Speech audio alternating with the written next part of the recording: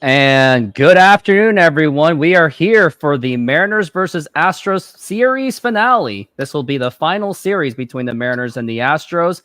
But unfortunately, the Astros have already won the series, and they now have a one-game lead on the on the Seattle Mariners by one game, which the Mariners had a 10-game lead on, and then they pulled a 95 California Angels on steroids. Anyway, Steve, how you doing? I'm doing great, man. And no, I'm going to push back on you. They didn't pull a 95 California Angels. They pulled a 2024 Seattle Mariners. That's what they did. But, listen, here's the thing. In and around the fact that they've lost 5 in a row, they've actually gotten pretty good starting pitching. Julio looks like he's starting to come out of whatever funk that he is.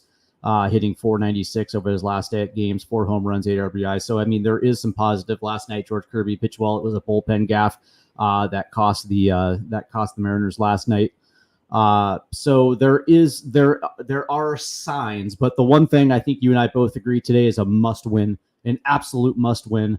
They have no choice but to win this game. You mentioned they're one game back in the standings. Absolutely, they can get back to.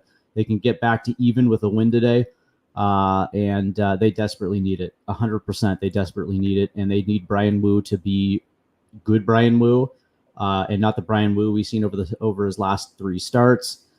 So this is going to be a little bit challenge, considering that the Astros are throwing, Ronel Blanco at him, who has pitched absolutely well this year. So this is going to be a tough test for this Mariner offense. But I think you and I both agree that today's a must win. It is an absolute must win because we cannot rely on the Angels series being, and even if the Angels are swept by the Mariners, Astros are still playing at Oakland. So that may just offset. But the good news after that, and now that we're looking 2 ahead, Astros are be playing against the Dodgers and Mariners will be playing, I believe, in Chicago.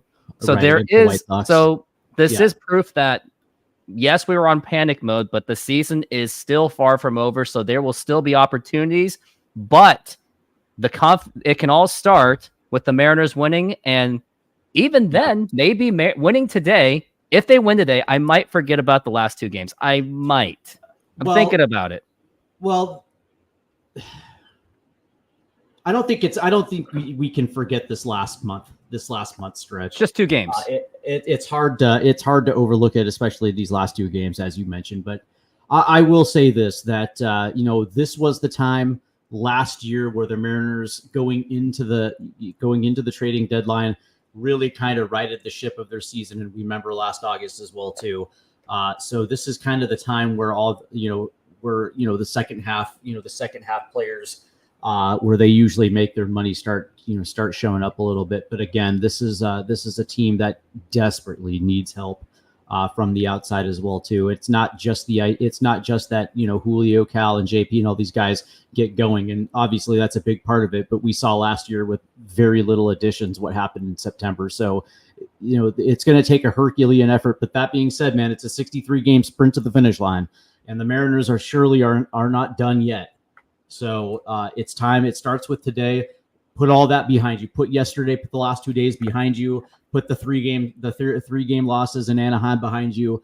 Focus on Blanco today, and handle your business, because it's a 9 inning game just like every other game. And you're absolutely right. You can't focus on the Angels. You have to focus on the Seattle Mariners to get the job done.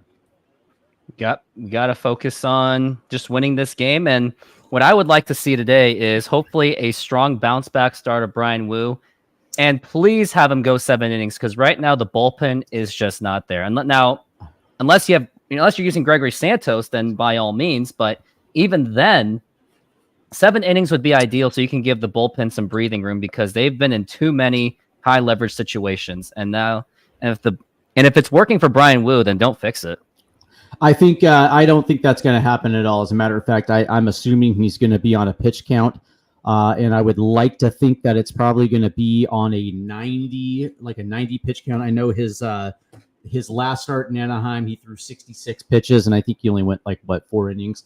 So I would assume that you're probably going on the high end, it's going to be 6. On the low end, it's going to be 4 or 5. So Let me see where Brian, if there's any updates by Ryan Divis, because he is the most, as much as I have my disagreements with him, he is on top of all these updates and gotten nothing out of anything if there's going to be a pitch count. But if it does happen, we will not be surprised. well, we're also talking about a guy who's recently back from injury again, so I would probably assume that indeed he's gonna have a pitch count. But you know, let me ask you this: what do you think that the keys to victory in your mind for today? I mean, is it going to be like the little things, bunts, moving runners over, getting timely hits? What do you think is going to have to happen for the Mariners to win today? It's going to have to be, just like we've been saying, it's going to have to be the little things that will do it, because you're not going to get, although Blanco has given up 16 home runs and does walk quite a bit, you still can't bank on it. So it's still, actually, maybe you can go aggressive on this guy, but when things are in clutch situations, like if there's a man on third base with nobody out, I want to see either some kind of a quality fly ball that will at least bring in the run, or just bunt. Yeah, bunt by all means. Yeah. You know, Blanco throws his four-seam fastball 37% of the time, which means he's going to use it to establish himself early in counts. So there's going to be an opportunity to be aggressive early in counts. So if you see one, hit one. Like, you know what I mean? Like, this is not going to be the type of game where you're going to try to work deep into counts, because the one thing that Blanco does well is work ahead, and he works ahead quickly. And so, you know, that plan is going to have to backfire. But I 100% agree with you. I like the fact that Victor Robles is not afraid to drop down bunts. I think we've seen it a couple times already in the series where he's willing to do the small things in order to advance runners. I like that in the player that's not afraid to have confidence in the guy right behind him. So I 100% agree with you. It's going to be, if you can get an early runner on, can you move him over? Can you steal bases? Can you put the game in motion that's going to force, the Astros to play defense? Those are going to be, for me, the keys to victory. It's doing the little things, but also actually playing a little gritty, if you know what I mean. Yeah, of course, for sure. And now let's go like you do on the softball field. Play gritty. That's exactly what I do. And, I have an example of a very gritty double play. Here it is. I had to open up my mouth. God damn it. You opened Pandora's box, but here we go. Yeah. Yeah. Nice job.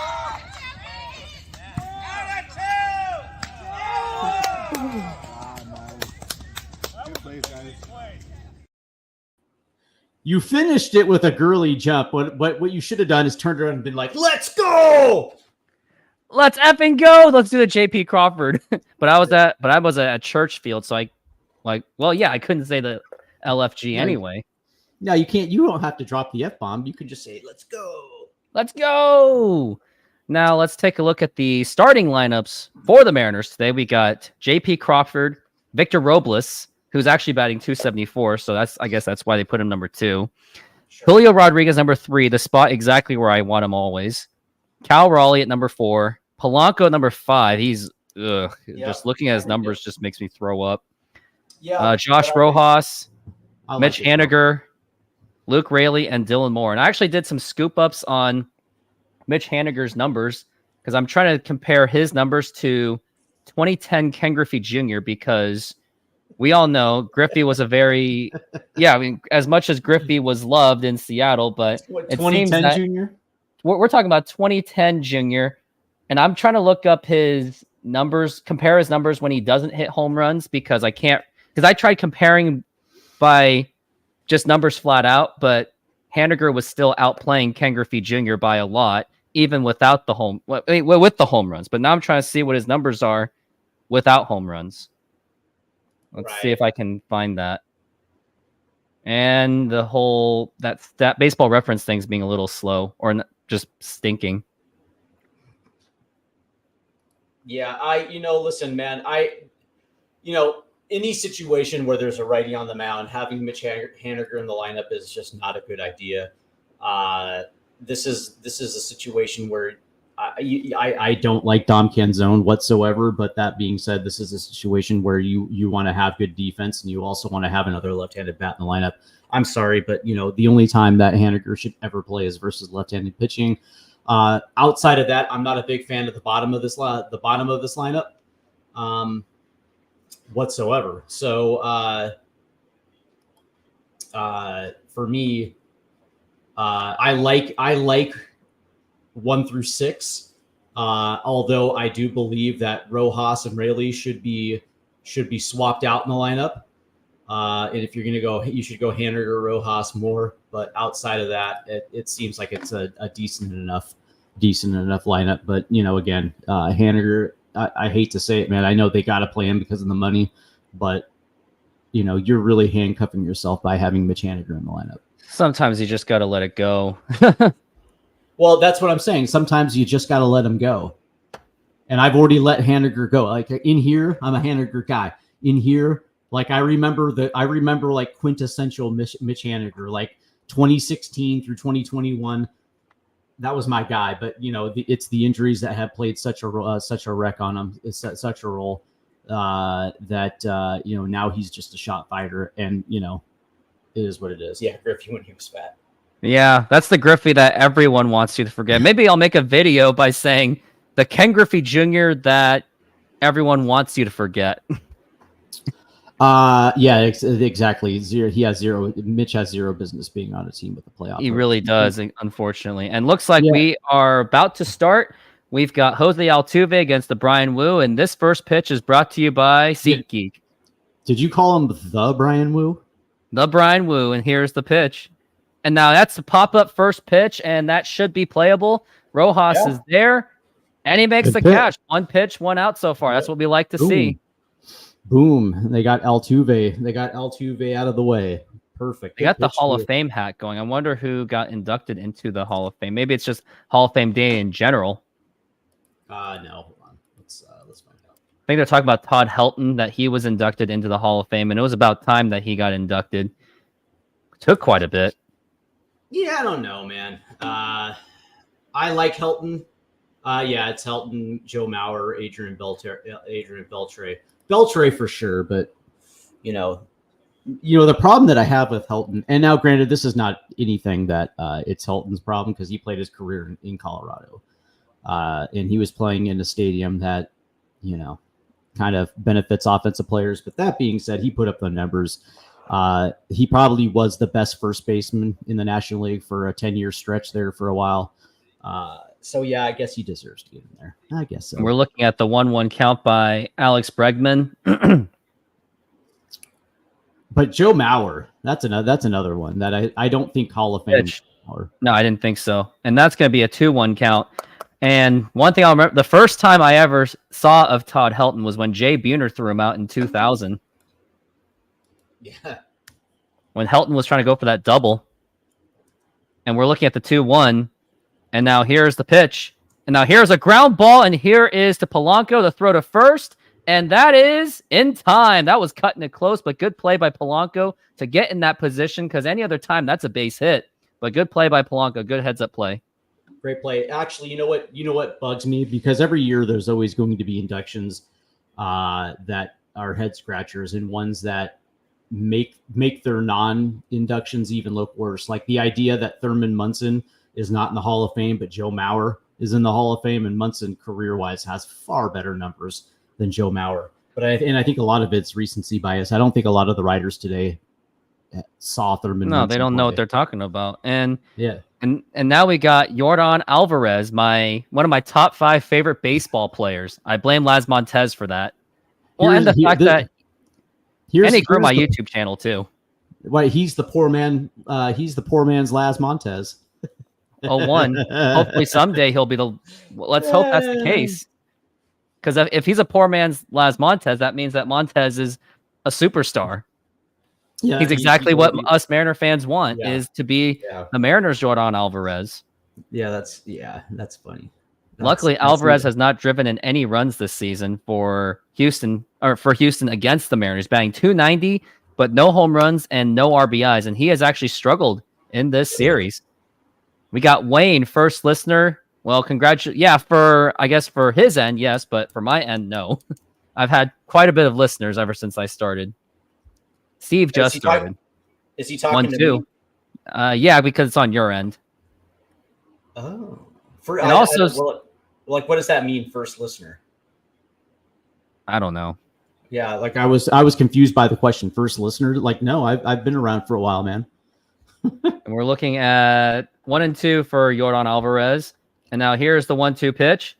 Oh, and that hits the dirt, and that's going to be a 2 and 2. That one looked like it slipped out of Brian Wu. And shout out to PD Master for getting out of his wallet to donate to the channel. It's now $3 so far. Let's keep it going. And we're looking at the 2-2. Is that his name, PD? Yeah, PD Master. The pitch. And Cal Raleigh really tried to sell that one. Yeah, the stream just started. I thought I was the first one to live chat. Oh, I got you, Wayne. I got you. Go to mine too as well, buddy, and subscribe to mine because we collaborate like all the time. Now here's the pitch. And now here's a line drive base hit to right field, and that's going to be the first hit of the day for the Astros, and Yordan Alvarez is on first base. Well, let's see. So Biden drops out on National Ice Cream Day. What does that mean? It means that he's having Get some ice cream. It means that he's eating avocado ice cream instead of strawberry. So. Ew. Avocado ice cream, huh? That ain't doing it for me. And now we got Yainer Diaz. He's batting cleanup, and Alvarez he kind of taxed up Brian Wu on that one. Don't like it that he's on 12 pitches in the first inning. 287 with 8 home runs is Diaz, and that is going to be right up in the middle for a strike. Yeah, all I know is, the Democratic Party are screwed. So, well, I wouldn't. There's that whole thing of never underestimate the opponent. Since you're on, since I don't know the 0-1. And now here is a ground ball to Polanco to toss the first, and that is in time. In the words of Dennis Quaid from Major League 2, you're screwed, Vaughn. You're dicked. Oh, my favorite one is first spring training for the Indians. How do you think they'll do this year? Doesn't look too good. These guys don't look too effing good. Hi. I don't even know if I even said that right. I'm not Japanese. By the way, that's actually pretty good. Yeah, that's funny. They don't look too funny. Also, we need a manager that does this. Well, you may run like Hayes, but you hit like shit. What you should be doing is hit the ball on the ground and be legging them out.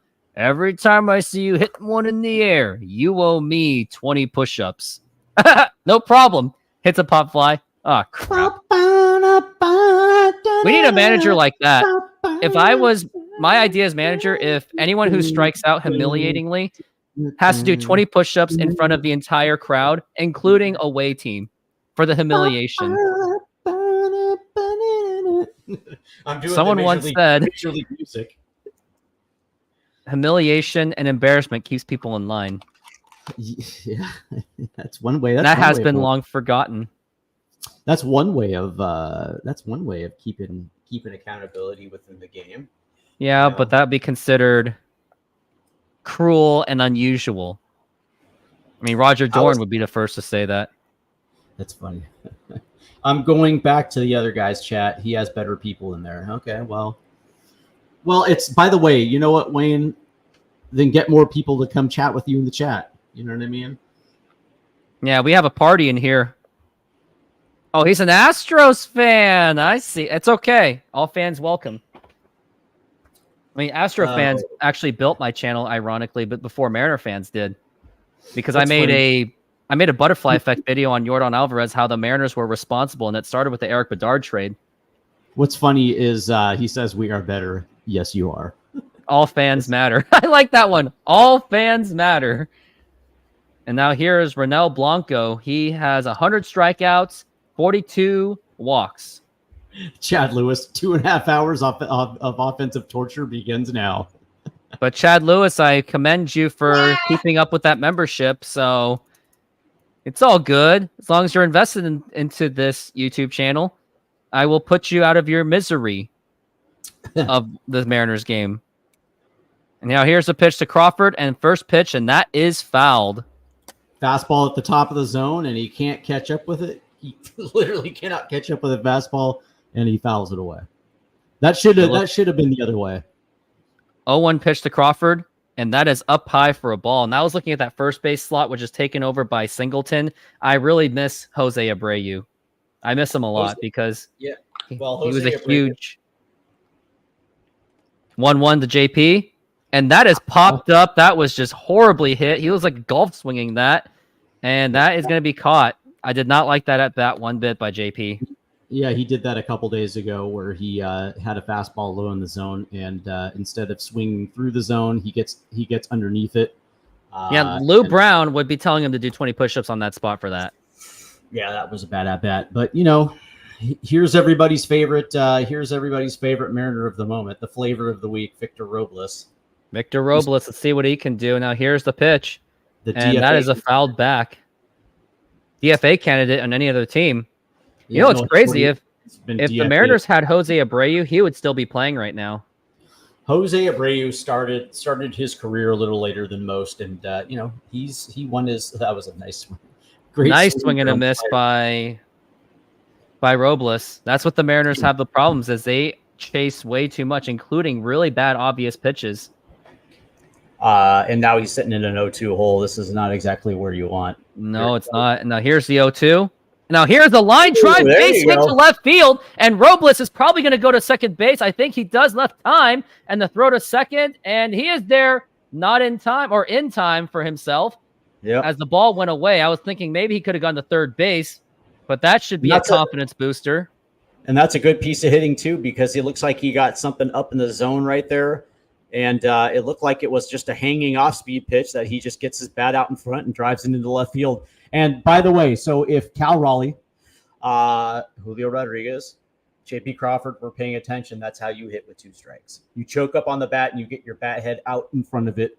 And Victor right there pops one into left field for a double.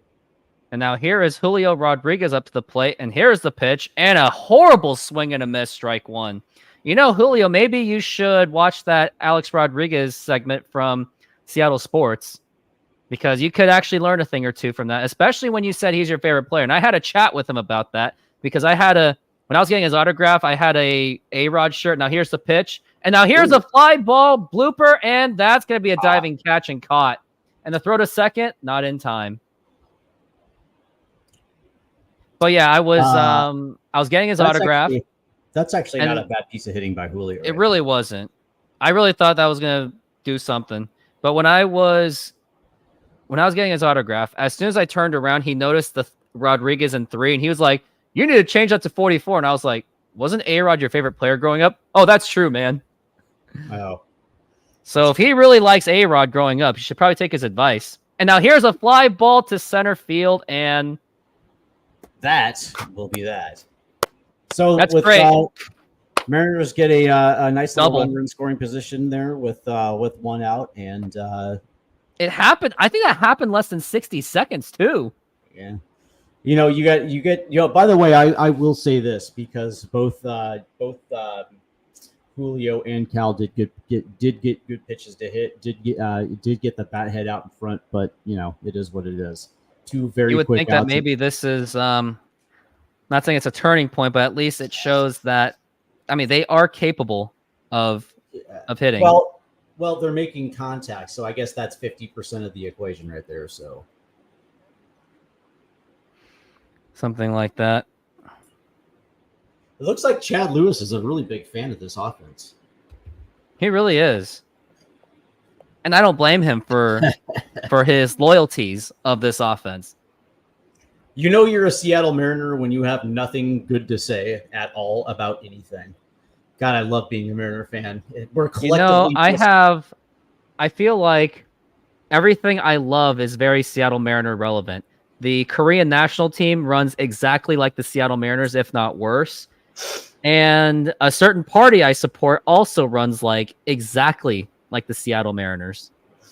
Yeah, I'm not familiar with the inner workings of the Korean national team, but that being said, I am a fan of the United States men's national team, and there are certain Mariner characteristics involved with that team. You have nothing to apologize. If anything, you should apologize for apologizing. There's no reason to apologize. This is the space for negative comments. We will take it.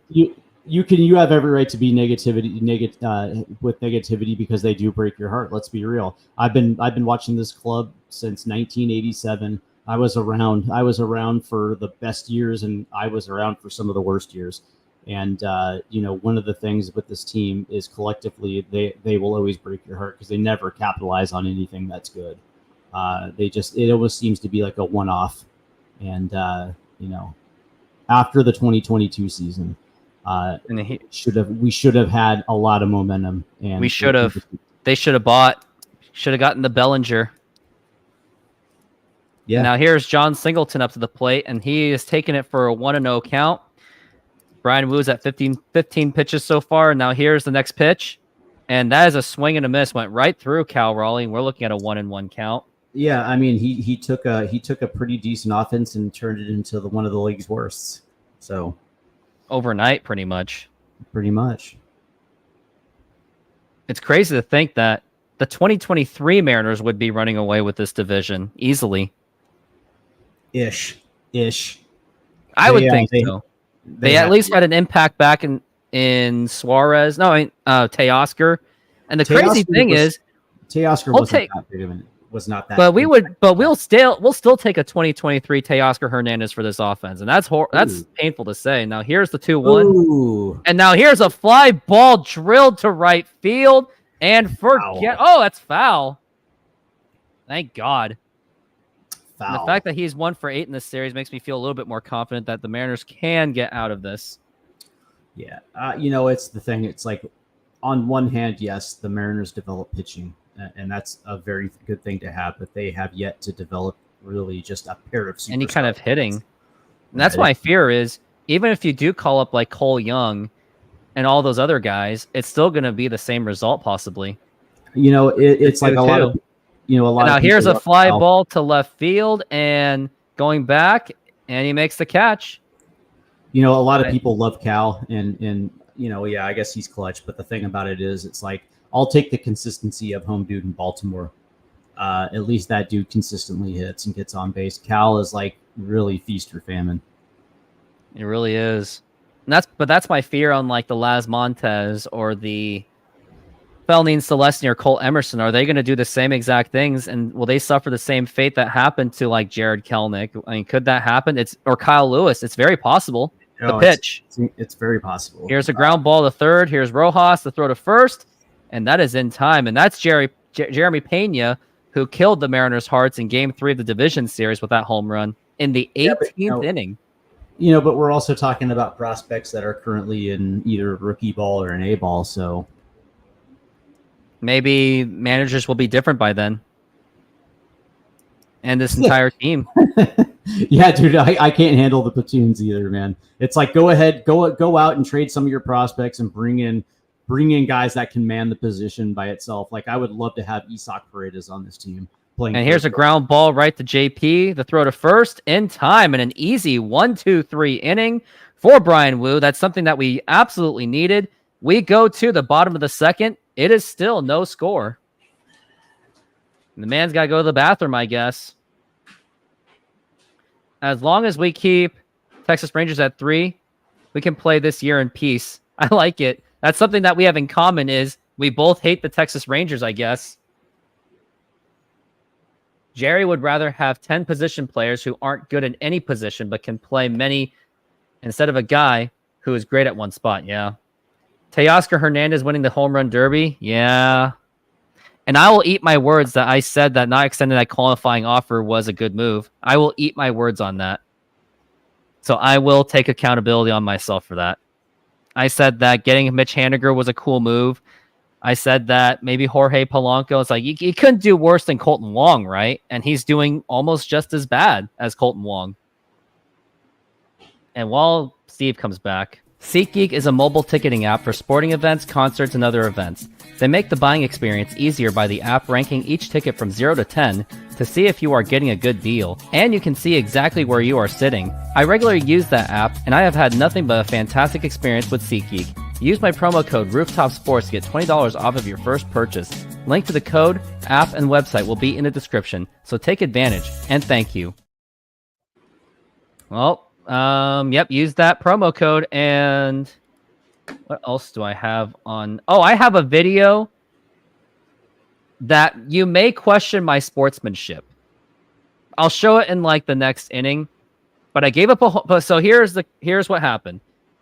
I gave up a home run, sadly, but that wasn't the worst of it.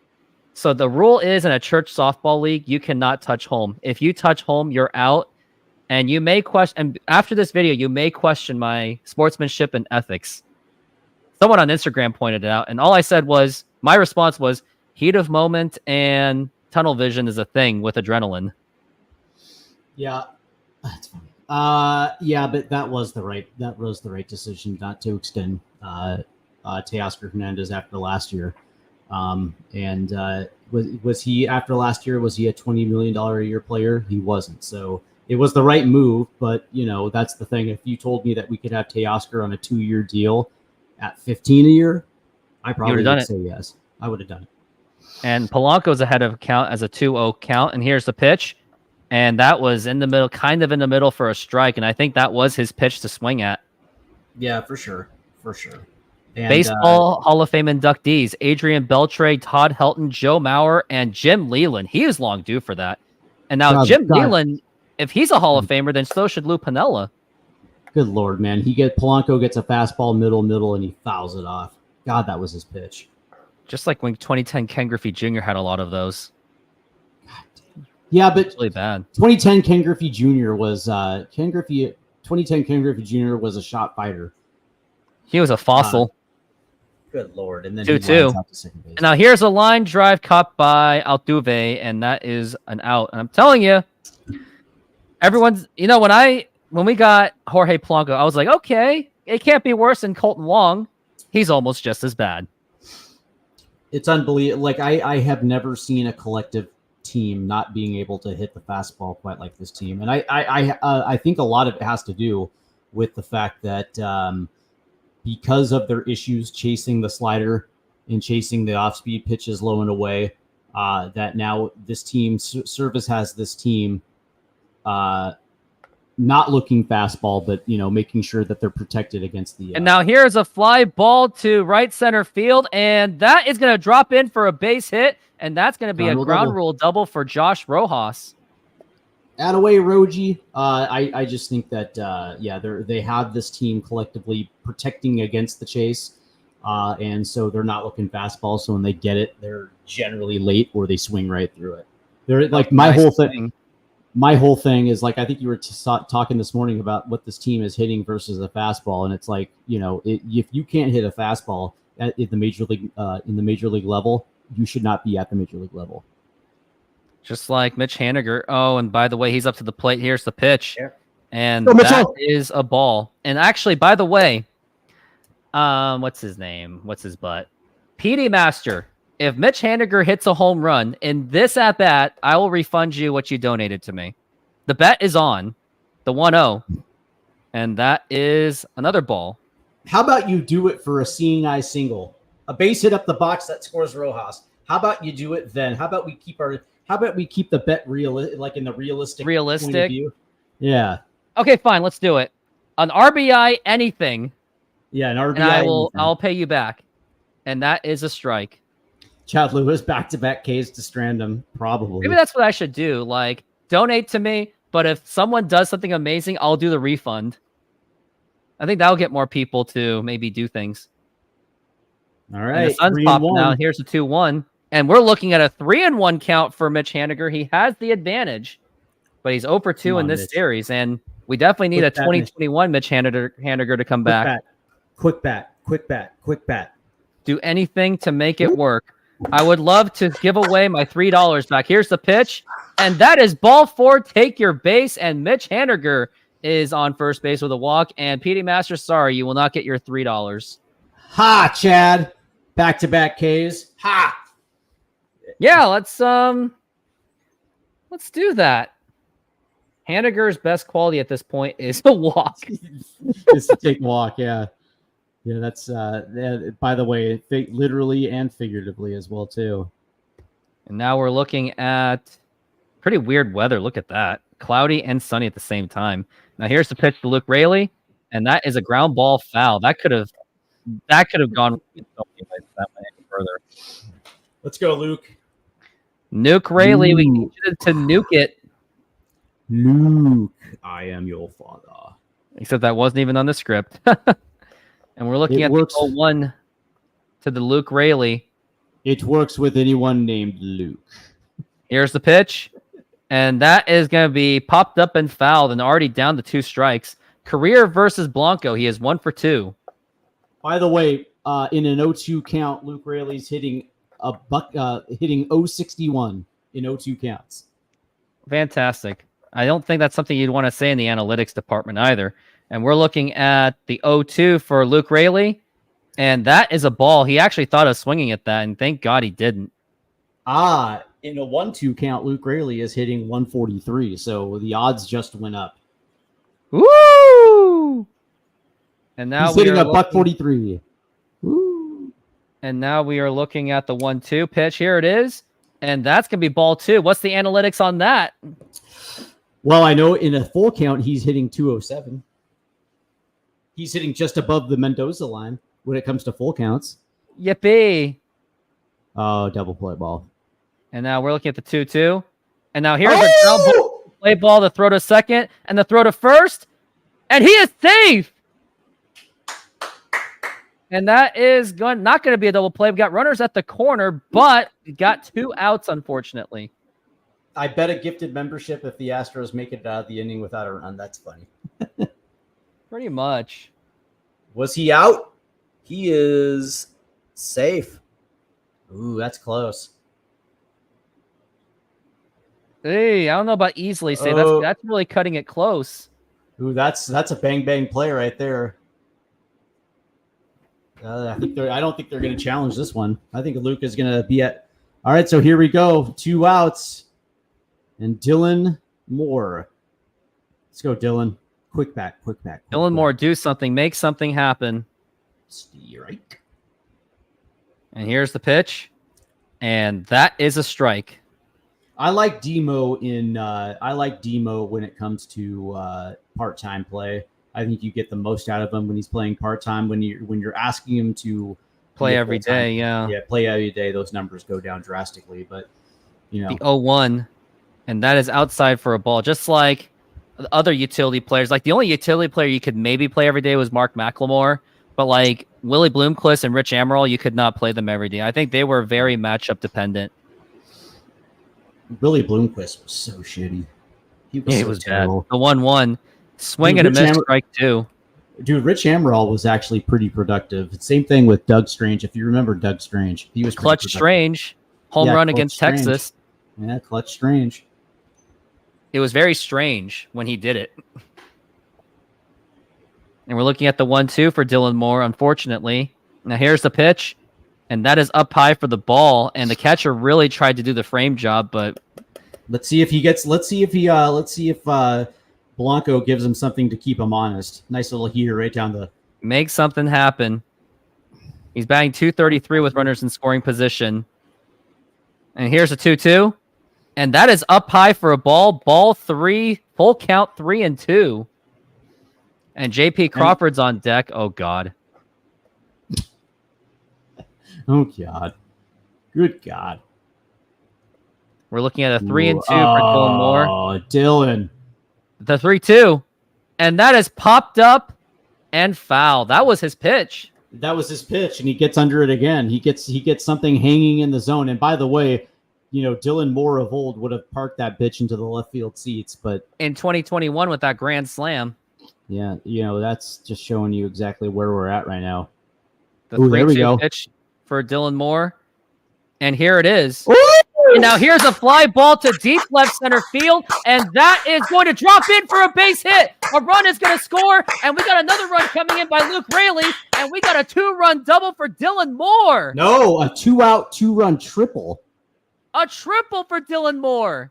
Woo! And he got it too. He got the exact same hanger, and dude, that was clutch.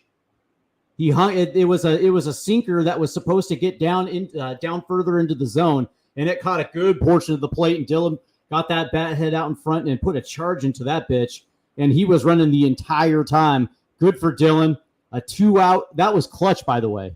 That was clutch. This is 2 outs. We don't hit shit with 2 outs. And 2 strikes. We don't hit shit. So, yeah, that was huge, man. That was absolutely what the Mariners needed. And I mind you, in the first inning, we had a runner at second base. We were threatening in the first. And it's, and by the way, man, kudos to Luke Raley for hustling down that first base line to keep this inning extended. Yeah, to make it 2-0 rather than 1-0. And now here is JP Crawford. And JP, don't have to hit a home run. Just poke something. And just do any. This is what you and I were talking about pregame. Being aggressive early, giving Brian Wu a little bit of an early cushion to work with. I love how the Mariners responded so far early in this game. This is the keys to the game. Maybe pressure. They saw our show this morning. Maybe that's what they woke up to. Maybe. And we're looking at the 0-1 for JP Crawford. That is up high JP. For a ball. Come on, JP. Turn on one and put one in the gap. Make something happen. This could be your turning point of the season if you do so. God, you look like a dick with those sunglasses on. The 1-1. And that's going to be a ball, 2-1. Remember Mike Cameron with those sunglasses that really did reflect? Yeah. But he had the credibility to wear those. Yeah, well, Mike Cameron was a stud. Second best center fielder of all time. The 2-1. Yeah. And that is a 3-1 count, and JP has the advantage. And now you got 3-1, and you got a full green light. You're going to get something to hit here. And he's going to have to because he's 0 for 9 in this series. And let's see if he can turn on one. Oh, he did. Fastball now here's a 3-1. And now here's a fly ball foul, but it looked really good on that angle. He gets fastball in, and, credit to him for getting that bat hit out in front. It was just a little too early. Victor Robles will be the next batter if Crawford can prolong this inning. By the way, he's batting $130 against the Astros this year. Yuck. 3-2. And a foul ball. He really should have struck out on that one. And if anything, he should have walked. This is he's such a huge confidence booster for this offense to get 2 runs against Blanco this early. Now it's time for them to put their foot on the gas. Ooh, got him. And the 3-2 pitch.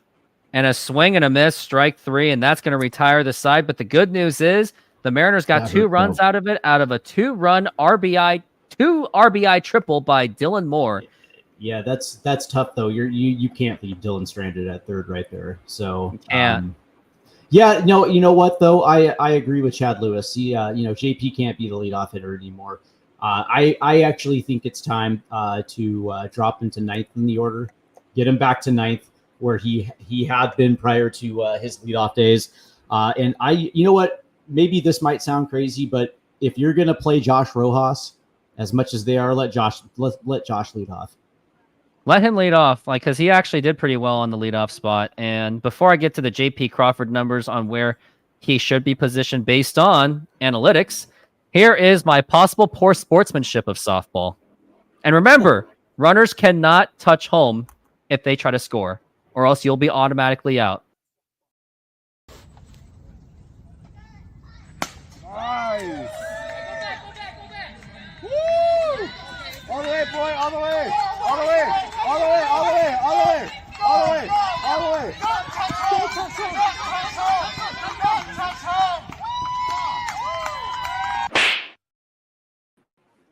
What do you mean you can't touch home plate? I don't understand. You're not allowed to touch home plate if you're scoring. You have to go on the side of it because of safety issues. It's a church league. They are full of safety rules. But I was the one saying, no, touch home because I want a double play out of a home run hit. Yeah, what's funny is, Jerry could have had a legit leadoff hitter had they had the sacked and traded for Luis Arias earlier this season when the Marlins were shopping him. That would have been nice. But I will say that, right now JP literally cannot at all be the leadoff guy. Do you know what also might actually be pretty decent? Because they have, I believe Jonathan Clase is on this 26-man roster right now. I think so too. Yeah, maybe they should give him a shot. Dude, I would give him some run in right field. And absolutely, because if you're not going to use what's his bucket Canzone, use Clase and let him be a leadoff hitter. Looking at JP Crawford's numbers, when he's the 9th hitter, he's a 203 hitter, so maybe put him as number 8. Now here's the pitch. And that's a ball 1-1. He was fine as the number 9 hitter back in the day. He was or could it be that JP just had a career year last year and we're just overrating JP Crawford? I thought he was overrated the entire time. The only reason why he got so much love was because that insane backhanded play he did in 2019. That's what got his name. Right. That's the thing is he won a Gold Glove, great, but he's, I don't know. His I think he's got 2 years left on his current deal. Yeah, and by then you would think that Cole Young's going to take over by then if he's still on this team, the 2-1, and that is a foul ball. And I'm saying it, JP Crawford is easily expendable. I said he was expendable when he was actually, quote, average. I will say this, that when they extended him on that 4-year deal that I think only paid him like $4 million a season, $10 million a season, that was actually a bargain when they got him. And a swing and a miss, strike 3, and down he goes, and that's going to be 1 out. Yeah, JP Crawford will be a free agent by 2026, so Mariners are still going to have to eat that. Well, I'm just saying it's like for the time it was a good extension because it gave stability at the shortstop. But I'll say this, for a team that wants to win a World Series, you always have to look to upgrade certain positions. And if JP is not hitting, then what's his value? Because there's a far better defensive shortstops out there that can't hit. And Mariners have a platter of shortstop prospects on its way, and one of them could be on his way real soon by early as next year. Probably next year's going to be most likely. The 0-1, and that's going to be a foul ball by Dubon. It's going to be interesting to see how quick Colt Emerson gets rushed through the minor league level. I hope they don't. Yeah. But it sounds like maybe he's good enough to be rushed. But Cole Young, they really took their time with him. Sure. From what everybody says is that Colt Emerson is the guy, is legit. And we'll see if they rush him through. Although if you're in a situation where you do have JP Crawford locked in for another 2 years, you don't have to. But that being said, if JP continues to struggle into next year, man. Yeah, Chad. Swing and a miss, strike 3, another strikeout by Brian Wu. Yeah, Chad Lewis says his OPS plus last year was 132. His second highest 102. He is a league average hitter or worse. Yeah, I would agree. I wonder what his testing is at. I wonder, Chad Lewis, if you could give me his WRC plus for the last 3 years. This year, last year, and the year before. 2022 all the way on. I'm curious. It looks like time has been called. Cal Raleigh wants to have a little bit of a chat with him. 2024. I'm looking at Celine Celestine's numbers. He's batting .342 with a .423 OBP. I think they should call him up to Modesto, and then the Mariners should call up Colt Emerson into Everett and play with Las Montez. Yeah, JP Crawford WRC plus in 2021 was 103. It was the same in 2022. Last year was 134. This year is 90. So he's basically trending to what his average was from 2018 through 2020. So yeah, okay. Looks like there's some conversations going on. I wonder if both managers are getting involved. There was a little bit of a verbal scuffle going on. Oh, I wonder if he's going to pull Brian Wu. I think it could be injury problem, but it. No, I was being funny. They're saving him for August and September. And that's the truth. Yeah, the funny thing is that that was so funny. We're playing for August and September, which is why we can't start Logan Gilbert today. We're playing for August and September. Are you now? I think the Mariners would have had a much better. I think they would win one of those games if. Hell, they could have with Logan Gilbert. Maybe you win that first game, bring that confidence going into the next game, and not screw it up. All I know is they got a 3 or a sweep. they had an opportunity to win yesterday's game. George Kirby pitched. I thought he pitched well enough to win. Offense only provided him 2 runs, and the bullpen gave it up. Bullpen 97 did. Yeah. See, that's the thing. He's like, how about getting the playoffs first? And that's what you and I were talking about this morning. It's like, if you're going to have that attitude, at least have the track record to have that attitude. And He acts like that every single year when the Mariners are playing in the cutting it close kind of situation.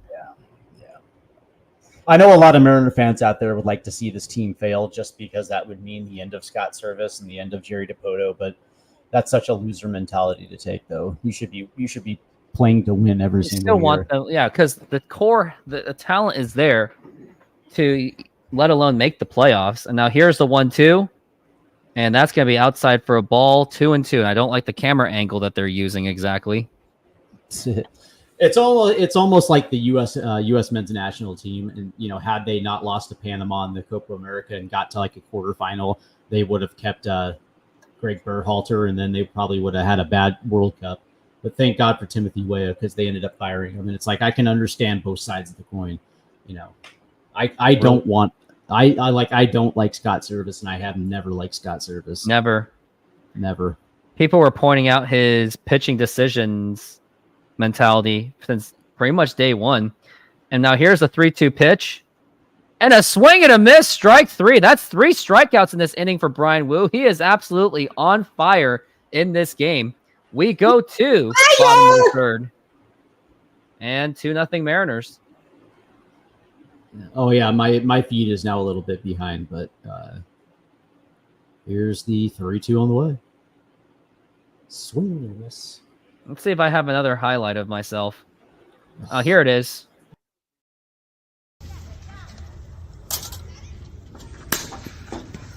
There you go, Joe. Yeah.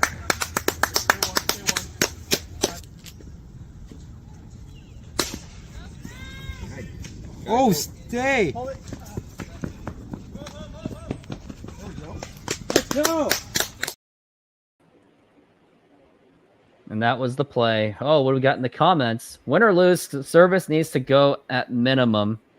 Yeah, that's the thing. That is the one bad thing. If Mariners make the playoffs, they will keep Service, and they will give him another 3-year extension. But at the same time, we still want the Mariners to win anyway. Because we're tired of it. We're tired of the losing. I just don't, that's the thing. It's like, by the way, coughing up a 10-game lead in any stretch, the way that this happened, the way it went down, is 100% on the 100% on the manager. Yes, the players deserve a lot of criticism, but that being said, it's like, you're the manager. Yeah, hold them accountable. And we have Mariner fans out there that are like, well, that's the player's job. The manager's just setting lineups. It's like, no, manager has to set accountability, got to put them in their place. Yeah. And by the way, and that's the thing. It's like your manager is the one that sits out in front. He's the one that takes the praise when they win and eats the shit when they lose. And it's like, but that being said, this is a results-driven business. Okay, all professional sports are result-driven business, and if the results aren't there, then your manager is the one that is being held accountable. Now here's a fly ball to center field, and that's gonna be caught, and that went all the way to the warning track. Nice hit by Victor Robles, but it just wasn't enough. Yep, and just like your general manager is also accountable, especially considering he's the one that put this team together, and this was supposed to be a high contact, low strikeout type of. And they're even worse. And this is without Daniel Suarez and Teoscar Hernandez, and that was bad. Yeah, what's funny is, like, Chad, the thing is, everybody's comfortable. And here's another fly ball to center field, and that's going to be another catch in just 2 pitches. We already got 2 outs, but the Mariners are they're trying to just go aggressive at this point. Yeah, as they should, because they're getting fastballs. But yeah, that's my biggest problem is all these players are comfortable under Scott Service. They come to the park every single day knowing they're going to be in the lineup, strike out or not, hit or not, they're going to be in that lineup. But there's no accountability, 100%. I've been saying it for a long time. And now here's the pitch to Cal Raleigh, and that is a strike. Didn't really like the pitch that he had. That was almost a fringe ball. Yep. In the words of the Hughes Corporation, I'd like to know where you got the notion. Sometimes you got to rock the boat. Don't rock the boat, baby, rock the boat. 211 with 20 home runs and 61 RBIs. And now here is the pitch. And that is a foul ball again. 0-2. Again, he gets a hanger right out of the. Oh, geez. Like, dude, he got a hanger right over the middle of the plate. That should have been tanked. Yeah, bat out in front, and he fouls it just a little early on it. And that's 0-2. And now here's a ground ball right to Altuve. Throw to first in time. And Cal Raleigh's lost at the plate right now. He is absolutely lost. And no, I don't want to hear the excuse of, well, we're just playing Houston. They're a good team. Mariners, they couldn't even play good against a bad team. Yeah, it's like that pitch right there highlights what's wrong right now with a lot of players. It's like, you're like, Blanco is giving these guys ample pitches to hit and to crush. And it's like, a mediocre offense, we're up 4-0 right now, 4-5-0 right now. And, that's the sad state of affairs right now, where you get a hanger right over the heart of the plate, and, old Cal Raleigh dumps that into the right field seats. This Cal Raleigh swings it foul and then grounds out to second base. Maybe 2023 Cal Raleigh. There's a lot of 2023 things that would be doing better than this team. Really sad. And we said that was also not exactly a great team either. And I noticed that Ty France was in the lineup today. That's good. I'm okay with that. If the only thing that happens is that Ty France gets DFA'd and Ty Locklear gets called up, I think it's just like the small things that can change. And I think Locklear is a vast improvement at this point, and I'd like to see it happen before the deadline. At least give him a 2-week run into the deadline. Just anything, because I don't like that they just sent him down when Mariners were hot, because that was all that maybe parallel that Mariners sent down Locklear. As soon as they sent him down, Mariners go on this terrible streak. And that was only because Ty France was out, so they had to bring him back because he's Ty France, but it's just not working. And there is flexibility to get rid of him. 100%. And, he was only making $4 million this year. And so now we're in that $1.5 million, $2 million left on the season. This is what happened last year with Colton Wong. They kept him until the deadline before they DFA'd him. So we're getting pretty close. And I wouldn't be surprised if come the deadline, we'll see Tyler Locklear the rest of the year at first base. Hopefully so. Because I would rather use Raley in the outfield, if I'm being perfectly honest. No, we have to. The pitch to Bregman. And a swing and a miss, strike 2. And Brian Wu really does seem to be on top of his game. Bregman's batting .257, 12 home runs. I'll tell you what, he challenged Bregman right there. That was a fastball middle in. And Bregman doesn't necessarily miss those pitches. That's why you got to love Brian Wu. His fastball literally is an 80-grade fastball. That thing is phenomenal. We're looking at the 0-2 pitch, and that's going to be a foul ball. Oh, yeah. Chad Lewis is right again. He said every Astros hitter looks completely focused and dialed in up at the plate. Just a completely different feel from our hitters. 150%. Our players don't have focus. Our players are just lollygag. Our players are just lollygagging around the infield. And here's a fly ball right to Julio Rodriguez. Like, anyone can say what they... Go ahead. Anyone can say what they want about Kelnick, but at least he was serious. Yes, he stunk, but at least he was serious and he really cared. They lollygag around the outfield. They lollygag in the infield. They lollygag at the home plate. What does that make them? Lollygaggers. Astros are about to be in playoff mode. They were in playoff mode the entire season. Yeah, I mean, they're in playoff mode right now. And here's Yordan Alvarez, my top 5 favorite player, because I made a video about him and it blew up to 24,000 views. I'm telling you, man, that he's the poor man's Laz Montez, man. He's the man that built my channel. Oh shoot, the Blue Jays won. And the 1-0. There were Mariner fans out there that wanted the Blue Jays to get swept or at least lose the series because maybe that will trigger them to be sellers at the deadline. Oh yeah, well, whatever, man. Yeah, no, you're absolutely right. And do you know why that is, Chad Lewis? It's because they have good coaching. Guys that good preparation for at bats. And it's a far cry from what we're trying to do, which is trying to swing for the fucking goddamn fences every single time we come up to hit. 2-0 pitch. Oh, here's a fly ball drilled to right field. Forget about that one. That nearly hit the third deck. And Jordan Alvarez just completely blasted the crap out of that one. That ball was crushed. Oh, by the way, fastball low in the zone. And, you gave him you started him off fastball up and away, and then you give him fastball in the zone. And it's like, dude, Jordan does not miss those pitches. And by the way, that was off the facade of the third deck. Holy ish. That might be a top 5 record in T-Mobile history of how far that really was. I want to look at this. It's knee-high fastball right down the middle of the plate. He's tanking those every time. He got it all, too. And where did this hit? Oh, yeah, right off the facade of the third deck. Oh my gosh. The moment I saw it, I was like, yep, that baby's gone. Now here's the pitch, and that is a ball. Yeah, no, Chad Lewis, man, by the way, Chad Lewis is on fire today in the chat room, and he's like, yeah, it's nice having a dude that's almost guaranteed to do damage. It's like, yeah, who is that in our lineup? No one. Why do you think I was advocating so hard for the Mariners to go out and get Juan Soto this offseason? By trading some of those prospects and just having that dude that's guaranteed to bat 3 who's going to hit 30 home runs a year. That dude that everybody's afraid of. He's bad coaching proof too. Yeah, Jesus. Because he just does it himself. He just takes care of himself. Man. The 1-1. And that's a 1-2 count. I think if Scott Service tried to do the analytics thing on him, he'd be like, bro, get out of here. Let me do my job, man.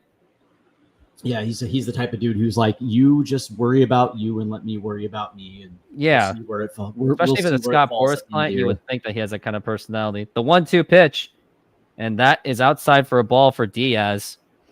Scott Boras was never going to allow Soto to come to Seattle, even for a year. That was not going to. That was not going into his walk year. That was never going to happen anyway. Mm-mm. And now we're looking at the 2-2 for Yainer Diaz. Yainer. And now here's the pitch.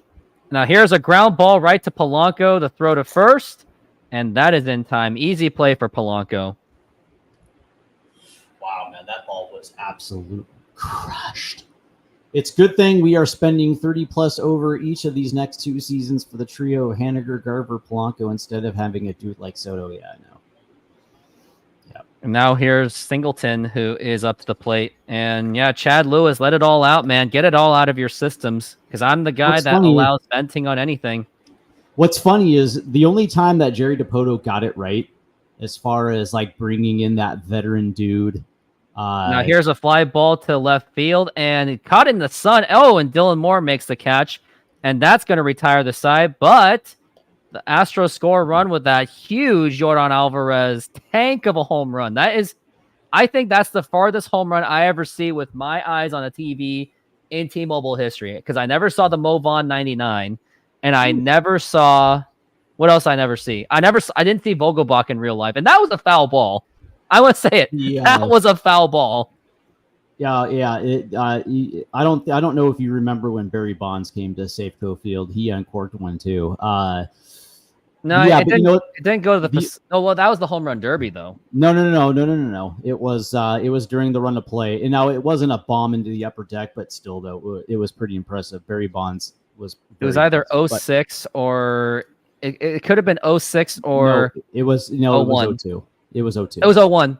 I saw the 2001 bomb, and I remember when Barry Bonds hit that home run, Mariner fans were actually cheering because everyone was cheering for him to beat the McGwire record.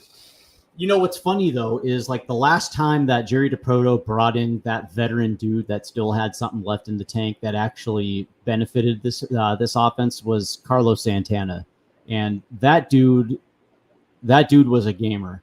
The problem with guys like Haniger, Garver, and Polanco, especially Haniger and Garver, is that they're 33 years old with an injury history, and then Polanco also has an injury history as well too. But a dude like Carlos Santana, who is just basically like an everlast battery, you know what I mean? Like that was like the last time that he brought in somebody that could have that type of impact. That was more of a veteran guy, but Garver, Haniger, and Polanco are shot fighters, man.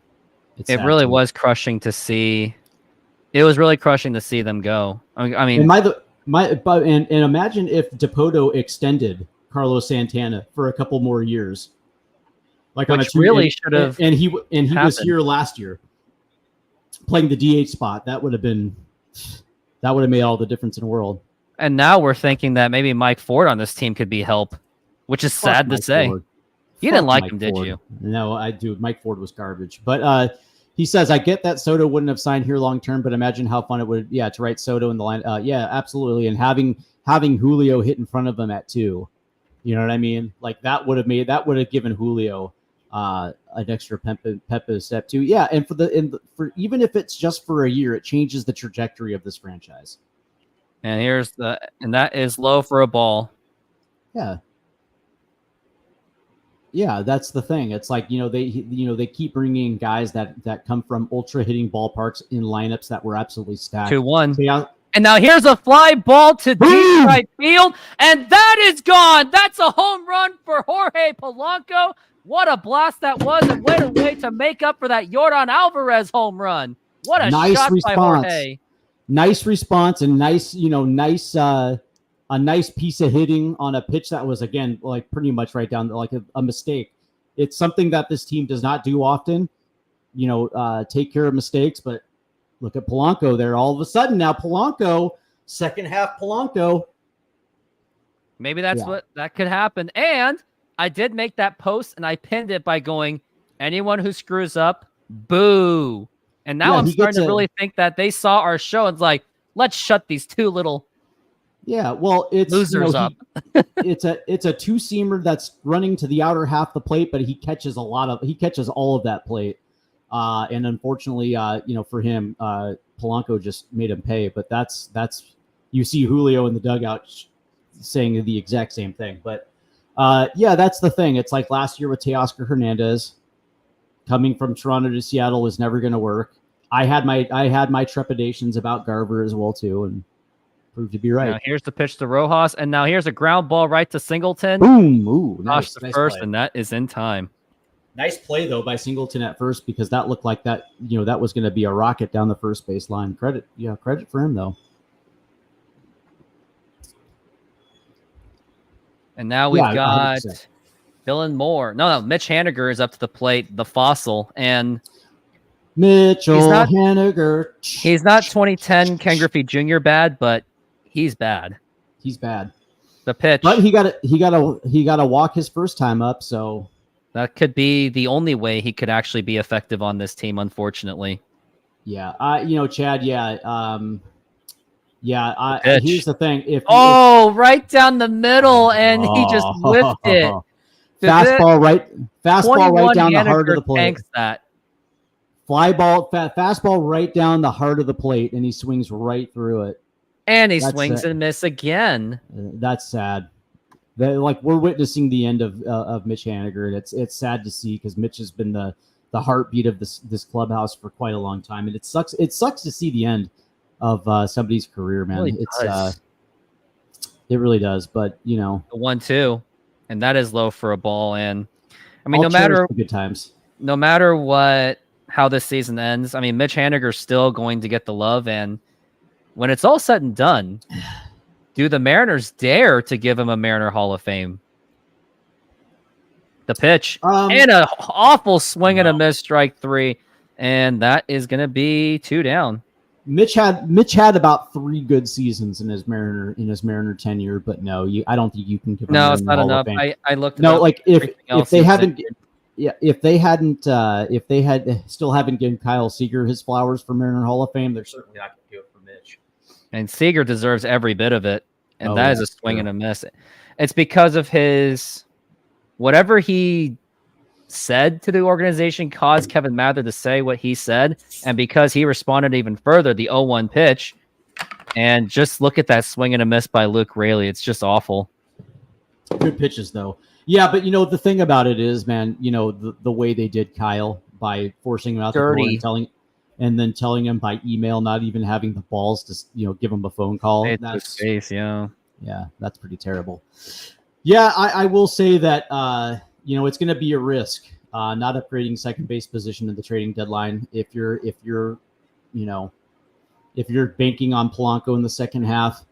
Okay, but the reality is there's a lot of holes on this team, and you're going to need both corner outfield spots potentially upgraded. If you can get Isak Paredes for third base, you can do that. But if they're not gonna be aggressive and bring in a guy like Vladdy, then what I would end up doing is giving Tyler Locklear the first base job for the rest of the year. But definitely both corner outfield spots.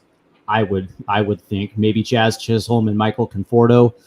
And then that way you can plug and play versus lefties. Yeah.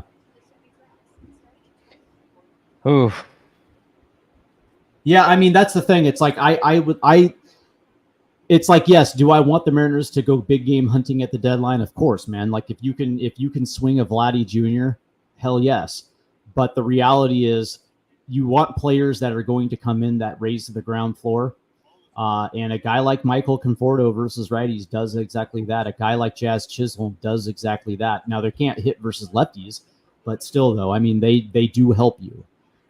Another guy is Andy Ibanez from the Tigers. That dude hits lefties, and he can play multiple infield positions. So there's a lot of guys out there that can help you.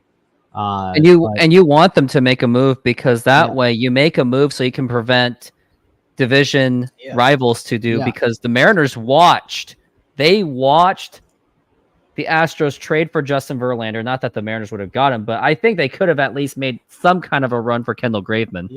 Yeah, I just think last year, after what ended up happening last year and what Cal Raleigh said, it's a situation where they can't do nothing. If they do nothing, they might as well resign because they're going to get fired in the offseason. And that's the thing. I am certainly not looking forward to that time where I have to talk about Mariners GM search. And now here's the pitch from Wu, and that is a strike. He is at 50 pitches now, so Ryan doesn't really have much wiggle room. But that's the thing. It's like I think I'm at the point now where I want to see a new GM build around this young core and actually build it right around this young core and get to the playoffs for the next 3 years before they ultimately leave town. Oh yeah, because I'm saying Kirby and Raleigh, they're not going to last. Yeah, you would think that Kirby's fed up with this team, probably. I would think that of the three, Logan Gilbert is the one that re-signs long term. But yeah, I think that both Cal Raleigh and George Kirby are the guys that are eventually going to move on. And another swing and a miss, strike three, and Brian Wu is just on fire. You have 3 years. Like beginning this offseason, you have 3 years with the rest of this core before they become free agents. And so now you have 3 years to at least try to achieve a deep playoff run. And I have zero faith with Jerry DiPoto that they're going to maximize this window. So if they happen to not make the playoffs, that might be a good thing for this team. And I'm with you, Chad Lewis. Next pitch, and that is a strike. Yep, Jazz Chisholm, Luis Robert Jr. would be a fantastic deadline. Yeah, and the bullpen can salvage itself, and the starters can salvage itself because that can give them some less pressure, and they'll be in less high leverage situations. The pitch, and that's going to be a foul ball, and Jake Myers is down to an 0-2 count. Yeah, that's the thing. If we get any of these guys, they don't have to be. He's right. They don't have to be it will just help everyone else. What you need are guys who are going to realize that the team is going to win regardless of what they do, right? So it's like having guys coming in, believing into the group, believing that the core is going to be able to win, and being able to do the small things that's going to help this team win a ball game. They don't need Jazz Chisholm to be a superstar. They just need. And now here is a pop up to first base, and makes the catch, and we got 2 down. I saw a comment on Facebook saying that if the Mariners have an average offense, they're a World Series contender. And I said this: if the Mariners have a slightly below average offense, they're a World Series contender. No, No, because you still once you like no with a marginal offense that's good enough to get to the playoffs, but once you get to the playoffs and now you're going up against elite pitching staffs, you have to have some modicum of a decent offense to score runs. We saw what a mediocre offense did to this team in the playoffs against the Astros. Wasn't good enough. Smoked. Are you serious? You're going to go 18 innings and you can't even plate one run? Yeah, Carlos. The only extra base they got was Carlos Santana going to second base, and they did nothing with it. Yeah, that's exactly right. And so you have to have some offense in the playoffs. But that being said, the pitching is good enough to get there, though. Yeah, pitching could. I mean, a lot of teams would kill for the Mariners pitching staff easily. I mean, you don't think the Dodgers would, right? The Dodgers would do anything for that kind of pitching staff.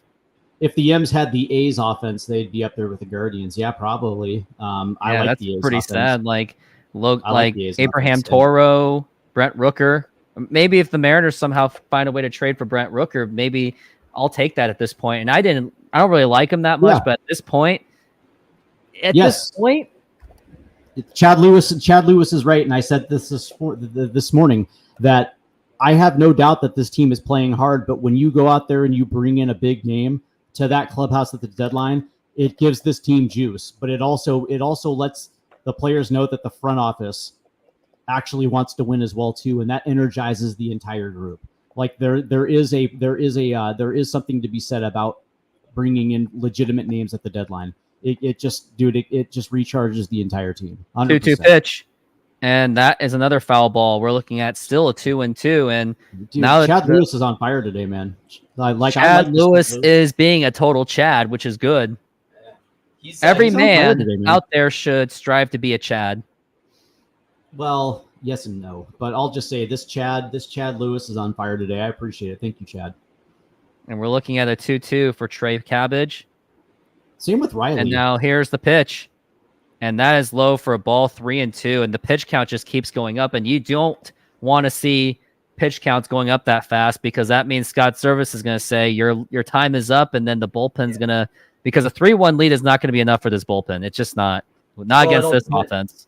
Well, but it all depends on, by the way, who's going to be available today in the bullpen, right? So, and strike three called, another strikeout for Brian Wu. He is absolutely on fire. He's at the top of his game. Well, I think he's at 61 pitches right now. 62 with 5 strikeouts. Yeah, so I would like to think that he's going to get the 6th, and depending on where he's at after 6, if he's in the 75 pitch range, let him pitch one more inning. You might see 7, but I actually think that's going to be 6, and that's going to be it.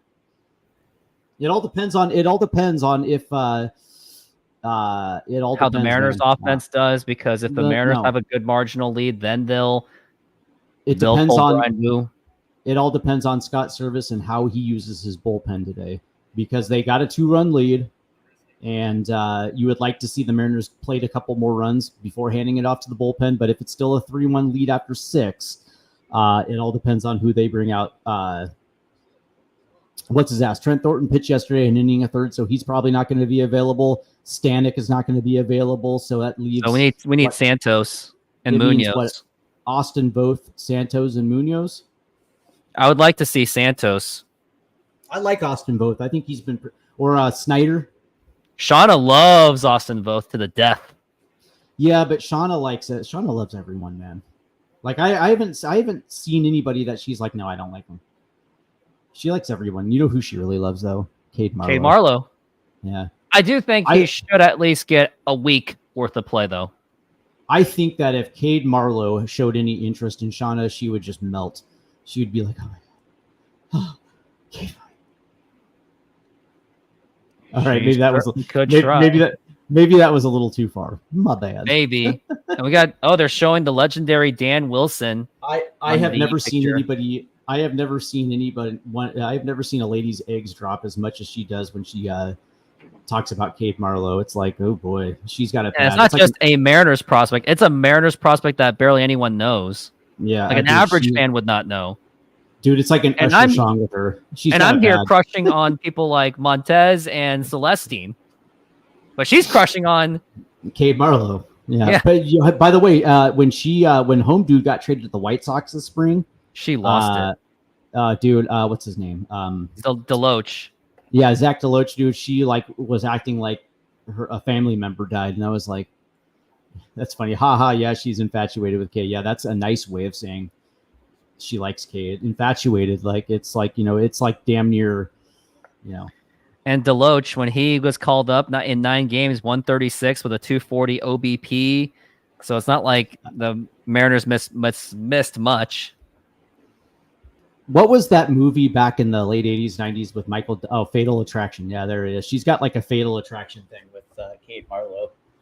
And we're looking at a 2-1 for Dylan Moore. And now here's the pitch. And a swing and a miss. Strike 2. Yep. Fastball up. Couldn't catch it. What was it? Yeah. I would like to see the Mariners within the next 2 innings plate 2 and get this to 5. Yeah, yeah, but I don't think by the way, Chad, it's funny. Like, I don't think anybody doubts Beltre's candidacy for the Hall of Fame. I think I'm right with you. It feels like, he was just manning the hot corner in Seattle, but the one that really kind of gets me is Joe Mauer. The fact that Thurman Munson's still not in the Hall of Fame and Joe Mauer is. And Munson had far better numbers. Ooh. That's another pop-up for Dylan Moore, and that is he's still fighting the 2-2 count. The only positive thing out of this is he's fighting. Yeah, he's fighting. And now here's the 2-2, and that's a foul ball. Yeah, I'll say this, man. Adrian Beltre was the best third baseman in club history. I think that even if he was only here for 5 years, I don't think there was a third baseman that was more consistent that he was. The 2-2, because Kyle Seager did have his problems. What's funny is we're talking about defense and then also his offensive abilities, and it's like even though Kyle had the longevity, it's like I don't think anybody would take Kyle over Beltre. Except I did. Because of the longevity. And that's a crazy thing. Like, Beltre's worst years in Seattle was still productive. That's the crazy part of it. Let's see. I know there's been a lot of talk about it.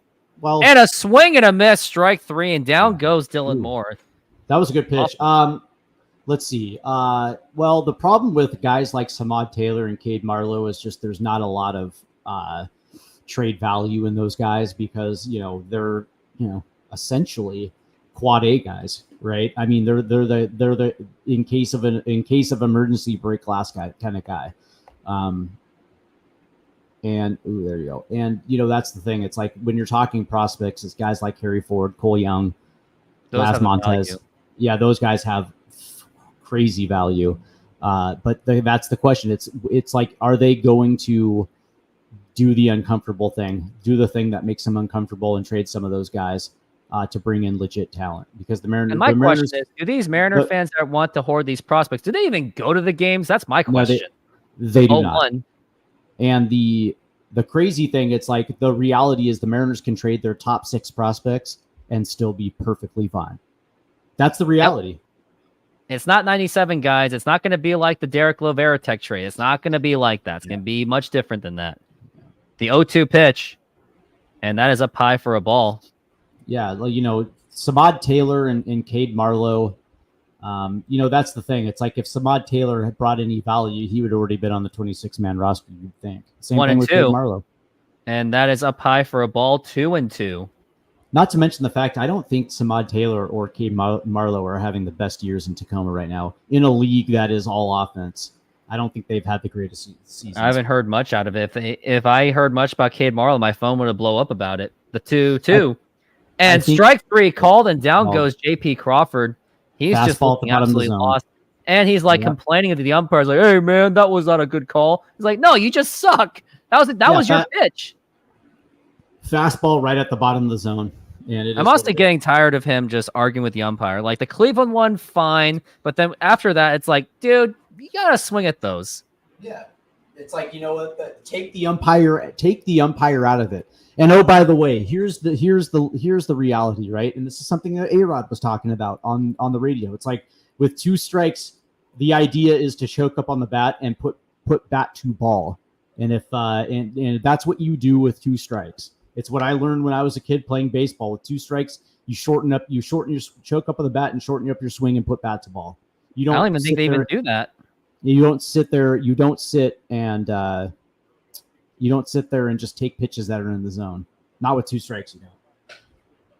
No, A-Rod really did have valid things to say, and I think it's easy to say that it was heavily underrated when he was saying it. Like he was like actually giving really good advice and points. Yeah.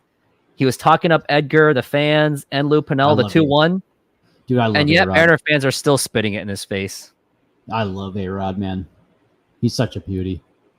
I saw a really dark video when Felix Hernandez hit A-Rod in the hand, and it was actually a pretty bad one, and I was at the game. The 3-1 pitch to Robles, that was his pitch right there. Fastball again, right down the middle of the plate. It's almost like Blanco's trying to help him. By the way, 3-1, and you get a fastball down the pipe, and you watch it. You watch 3-2. Now here's a ground ball, and that's gonna be bobbled by Pena, and that's gonna be a single infield single for Robles. Maybe that could be an error, but who knows? Yeah, but you know what though? Here's the thing, though, right? Would you be okay if they traded for Brent Rooker to be your everyday DH? Oh hell yeah! Defense is still not that bad on the outfield, even with crappy hitters. You can bring him, by the way, and you can still play him in right field. You know, Brent Rooker. You can, like, as bad as it is defensively, his offense is so upper level where you can sacrifice a little defense, but if you bring him in, he should be your everyday DH. You should basically tell Mitch Garver, it's like, dude, you're playing against lefties, but Rooker's playing the majority of the week. Now here's Julio Rodriguez has a chance to extend the inning. Now going back to A-Rod, so after Felix hit him, I saw the video. I heard a fan screaming, "Hit him again," like 10 times in a row, and then some other fan was screaming, "Break your elbow." I think that was the Mariners fans' lowest point. You know what's fun? Oh, Jesus, Julio. That was a bad swing. Yeah, no, I hear you. I hear you, Chad, but it is what it is. The Mariners need to improve offensively, and a dude like Rooker, he brings it. But, you know, that's the thing. It's like you would think that if they brought him in. Another swing and a miss. Strike 2 by Julio Rodriguez. Christ. And he's just swinging at shit. He's swinging at garbage pitches. You would think that if they brought in Rooker, he would probably man an outfield position. Luke Raley left field, Rooker at right field. Yeah. Julio at center field. I can live with that. Yeah, and then you're dealing with and you have Ty Locklear playing first base. And your right field doesn't have to be the best guy on defense. He doesn't have to be. The 0-2. Right. And that is up high for a ball throw to second base. And he is safe. Safe. I really thought he was out. Altuve had that tag, and that was a good throw. Yeah, that was that ball was up and away. When he was throwing down to second base, that throw wasn't. He got a late break on it too, and that throw was just a little up. Here it is. Oh, he missed the tag. Yeah, and now here's Julio Rodriguez still with a 1-2. He's probably going to strike out. I guarantee it. The 1-2 up high for a ball. And A-Rod as manager, he is not going to have time for that. He runs. He's trying to be a freaking owner of the Timberwolves. I think he is. I think A-Rod. I think he was being sarcastic. A-Rod for manager. I don't think he was being serious. But I'll say this. And he doesn't have the time. I don't think he wants. I don't even think he wants to. But what I will say though is that I'll say this, because A-Rod is tight with John Stanton and he's tight with Jerry DiPoto. I wouldn't be surprised within the next 2 years we have an A-Rod night where he comes back wearing his number 3, throws out the first pitch, and I would like to think that we're finally going to get to the point where we can bury the hatchet with A-Rod, because everybody else has come back except for A-Rod. Randy Johnson even came back after even he left with bad terms, but that was really Chuck Armstrong's fault. Right, but still, though, I just think that it's going to happen within the next 2 years, and I think that you might have some salty Mariner fans, but those fans that are salty at him never actually watched A-Rod play in Seattle. They remember him as a Yankee, but they don't remember him as a Mariner. As a Mariner. But here's the pitch. But even then, Mariner fans that did watch and enjoy A-Rod, they still turned their backs on him. Ooh, that was including me. I turned my backs on A-Rod until I actually started reading books about like the business and the politics, and then I never turned my back on A-Rod. He was the best draft pick we ever had. 3-2. Oh my God! What kind of swing was that? A 3-2. Yeah. Oh God. See, this is the kind of thing where you have Scott Service having to say, "Hey, you got to cut that out." But you don't have. Oh, that was terrible. But I'll say this though, right? So A-Rod, and no disrespect to Ken Griffey Jr., he's my boyhood hero, and I love Jr., but A-Rod was the best athlete we've ever drafted. I'll say this: I think Mariner fans are mad at him because he left at the beginning of that window, where we were really when he left, we were one game away from getting to a World Series, and it was just bad timing. And had he stayed the very next year with A-Rod in the lineup, we still get Ichiro and we still get Brett Boone. Imagine that offense with A-Rod. I don't think we went 116 with A-Rod, but I also think that we don't go down to the New York Yankees 4 games to 1. But would they have beaten the Diamondbacks with prime Randy Johnson and Kurt Schilling? Oh no. But then pretty good. But chances are pretty good we lose 4 games to 1 to the Diamondbacks. But the fact that we are American League champions, we actually get to a World Series, I think that sets the stage up for the next 2 years, 2002, 2003, where we get back. You know what I mean? Oh, look at Chad Lewis. This is exactly why you're not afraid of trading away the Laz Montez, because of comments like this. And Chad Lewis brings a good point that he went to that game. Montez 0 for 5, 2 strikeouts, and an A+ level. That is absolutely unacceptable. Yeah. Listen, he's got I think he's carrying like a strikeout, a K percentage of like 32% at high A. And it's like that right now, there's so much work to be done. There's so much work to be done for Laz. And it's like, there's no doubt, like when he gets a hold of one, that ball goes far, but right now he's feast or famine. And there's a lot of things that he's got to work on just to even get to the AA level. And I know that Baseball America loves him, but that now it makes sense why Modesto took a lot of time to push him up, because you're like, hey, we got to make sure your strikeouts are going down.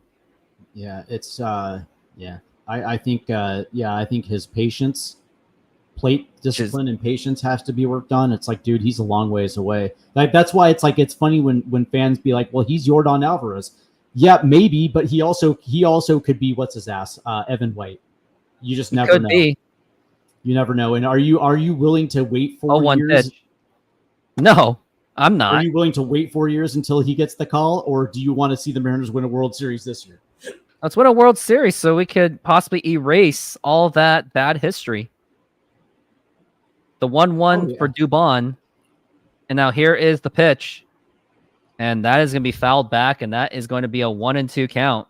The funny thing is, like the Northwest League, like the Pacific Coast League, is a very high offensive oriented, right? It really is known for its offense. And, you have a dude like Laz Montez who you would think would be raking in Everett, and he's struggling, man. He's the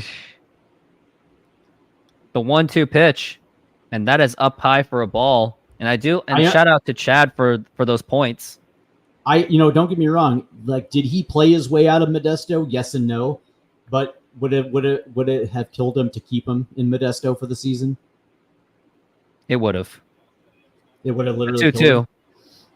And that has popped up. And when he was in Modesto, the guy was still striking out at an alarming rate. In 65 games, he still struck out 59 times. Now it makes sense why Modesto kept holding him, but there must have been organizational pressure to move him up. I'm sure. Fan pressure, Dipoto pressuring him probably. But the manager was like, no, he's not ready. And I was one of those fools that were like, put him up in Everett so I can drive just an hour to watch him. I'll see. Johnny Formello tore his ACL, and he's out this year. But when Formello comes back, my question to you is, who reaches the big? Like, if Formello stays in the organization, who reaches the big leagues first, Formello or Montez? I actually think it's Formello. I can see that because Montez's strikeout rate is just disturbing to watch. And now here's a 2-2. And now here's a ground ball, and that's going to get right through for a base hit. That's going to be a fair ball, and that is going to be the first extra base hit by the Astros. And Robles is still taking his time to field it. That could have been a triple if he wasn't careful. Yeah. And now I wonder if Scott Service is going to pull him out after this. I hope he doesn't. No, I don't think so. But that was a good piece of hitting, by the way. That was terrible fielding in right field by Robles. That was really bad fielding. Like, you don't even see Haniger doing that. Yeah, I mean, he lets the ball carry him off, and then he's got to go back and track it. Good thing that Dubon didn't take an extra base because, I think he should have, and he could have. What's funny? It's going to be interesting to see. I would think that the guys that are close right now are like Ty Locklear, who already got a cup of coffee, is probably prone to make get his first full shot in the show. But I think after Locklear, I think the guy that's probably going to be the first is probably going to be Emerson, Cole Young or Cold Emerson, one of those two.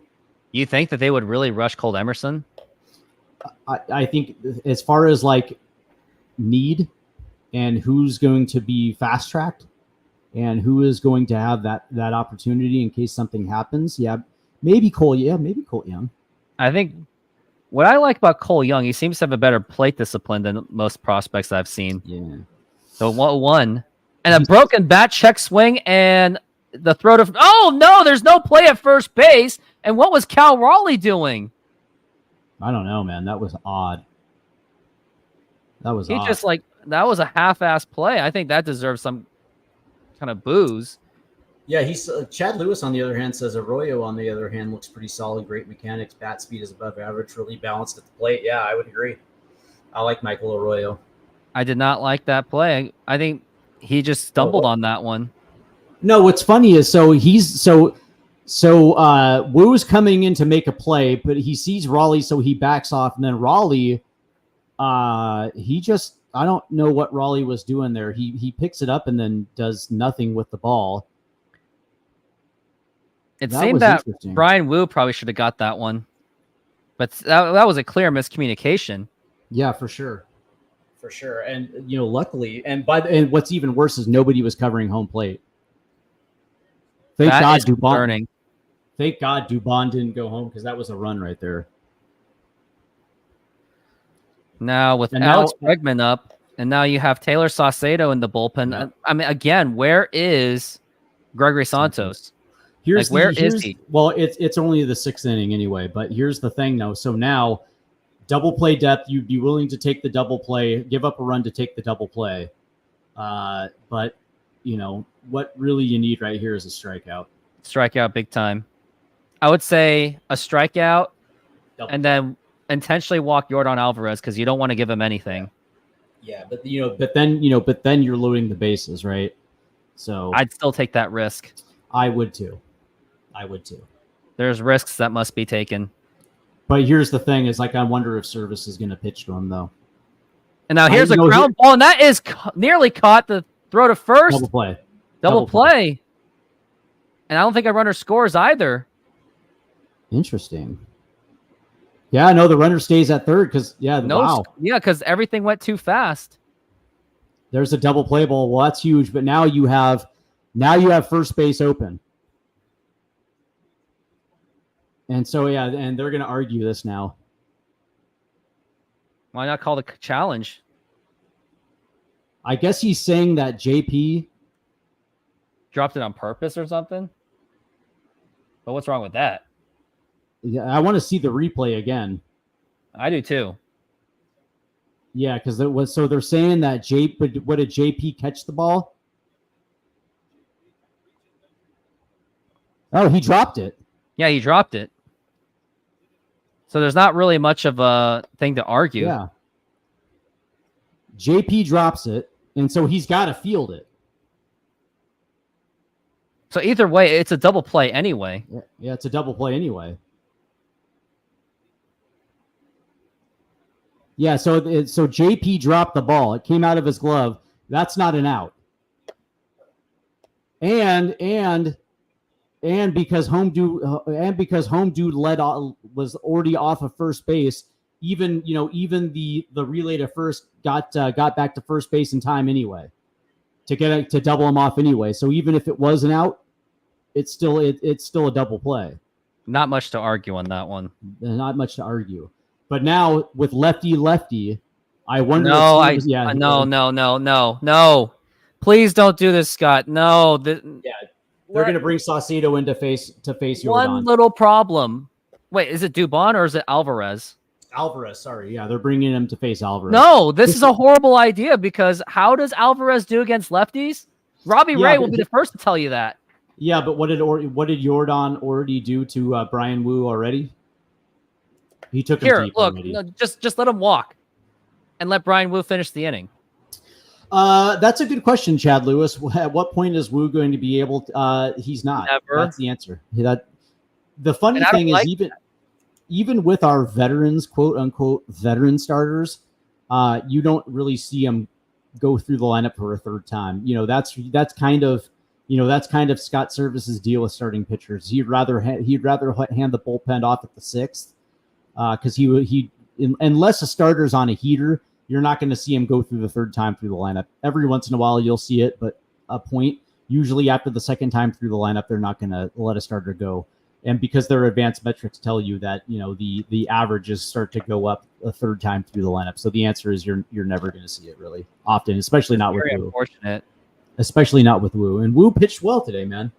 That's too bad. He pitched absolutely amazing, but it was just this really weird inning that just happened. But Wu was already on a pitch count to begin with today, so that this isn't surprising. But I don't. So now Service goes back to the tried and true, which is matchups, and that's it, man. He acts like he has a bunch of Hall of Famers on the back end. That's funny. It's true. Yeah, but this is what he does, though, right? So Scott Service is a lover of the matchups. Lefty versus lefty, and for Taylor Saucedo, though, he's gonna have to stay low and away. We're talking like sweepers. I would have, if I'm Brian Wu, I would have just walked him and just let him finish the inning. Like, I just know that I think this is going to be a disaster, and I think I am convinced that if the Mariners get out of this inning clean, I'm going to refund the guy $3. I'm going to refund him. Here we go. Lefty, and we'll see if it pays off. And that is inside for a ball. We'll see. I like the fact that he started him inside. Home runs to right field upper deck at T-Mobile Park. Mo Vaughn, Carlos Delgado, Nomar Marza, Joey Gallo, Daniel Vogelbach, Shohei Ohtani, and now Yordan Alvarez. The pitch. Yeah. And that is a strike. Yep. And I like one of the Yep, and one of the things you just don't want to do is let Yordan get extended. So do not give him an in the middle thing. Do not. Yeah, so he's either going to go inside on the hands or he's going to go low and away here. And that's what Saucedo's doing. He is keeping it away. I think that's funny. I think if it's like a 3-1, I think they're just gonna take the walk, which I wouldn't mind, honestly. That's funny. Robbie Ray wasn't available. You know what kind of hashtag that makes Mariner fans upset? I just say Robbie Ray versus Yordan Alvarez. And now here is a fly ball to center field. It's going deep, very deep, and caught by Julio. Oh, and he drops the ball. He drops the ball, and that is going to score in a run. And Julio is shaken up, and he is hurt. Oh, boy. And this is not what you want to see. And that's a triple for Yordan Alvarez, by the way. And he is hurting. This is not what you want to see at all. And this is very concerning. Oh, boy. And that's the thing, right? So Scotty lifts Brian Wu. And I think I'm with you because we already had a feeling this was going to happen. Yordan gets extended. And now Julio, and I hope that's not a knee issue because that's looking like he's favoring his knee. Oh, like if no, if Julio is missing time for an extended time, I'm putting blood's going to be on Scott Service's hands on this one because. And by the way, this is the last thing you need to, where the Mariners are still in contention, and now Julio's down, and now it's like what. Right at the deadline too. So what do you do? If you're Dipoto, is this now a wave the white flag? Wave the white flag, or is it reload up and make those trades, because when Julio went down last time in 22, they still made that trade for Luis Castillo. So I don't think that's what this would be the excuse to just wave the white flag. But now Jazz Chisholm is looking really good, don't you think? Yeah, and now Play Miami center can use that as leverage. Like, hey, you don't have Julio, so we're gonna hold you to a ransom. I'm hoping that this isn't serious and that Julio maybe can.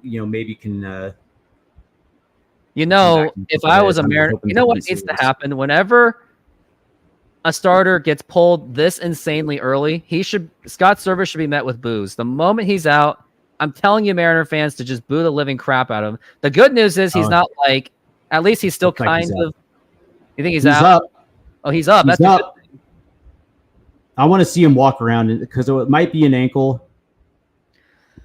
One is okay. That is happening. And Scott Servais, you idiot. If I'm Julio, I would be like, why'd you pull out Woo, man?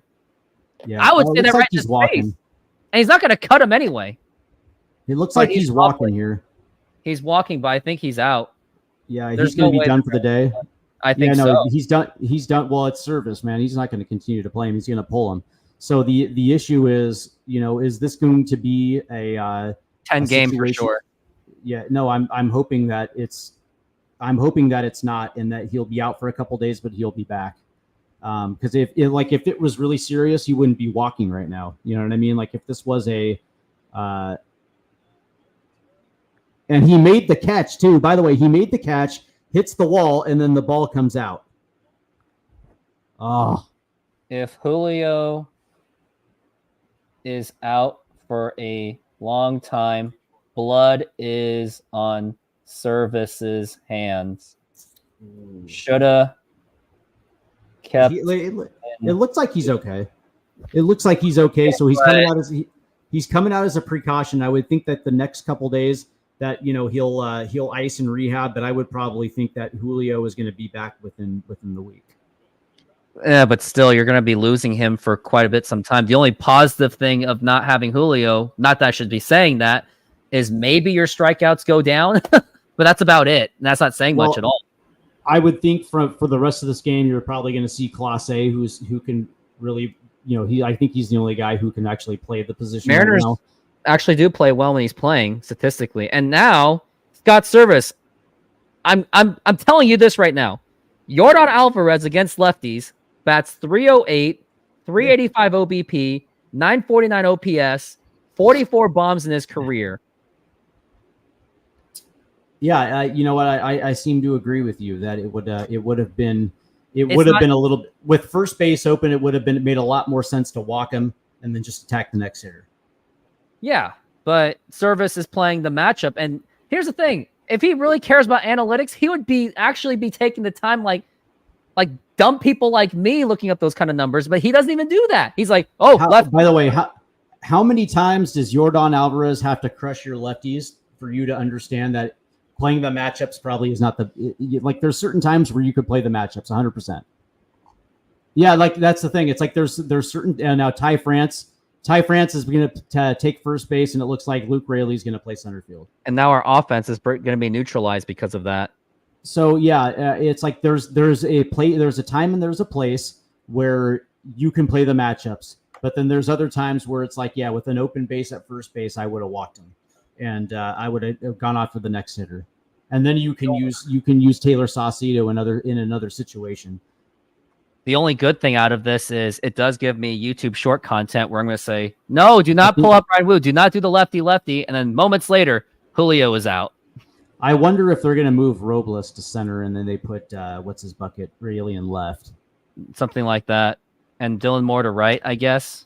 And now you have Diaz versus Saucedo with a runner with a tying run at third base. So the matchup thing really does lose its credibility for that. And now it's 2-0 now.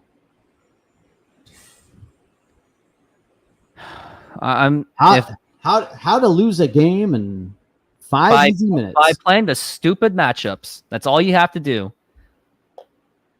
And looks like what is going on? They're putting him in. So they're doing something that they should have done to Yordan Alvarez with Brian Wu on. So now now he's intentionally walking Yainer Diaz. Yeah, it's funny. Scott's no feel for the game, strikes out. Yeah. Yeah, let's be honest. It's stunning. Saucedo is also looking notably frustrated too. Look at him. The body language just says it all. Yeah, and it looks like Pete Woodworth is going to come out to have a little chat with him. See, this is why I do shows like this, because you get to hear an actual perspective of how I actually feel. Because you have Root Sports going, "Oh yeah, great job for Brian Wu. Let's hope that Taylor Saucedo can get out of this inning." When you had 2 outs.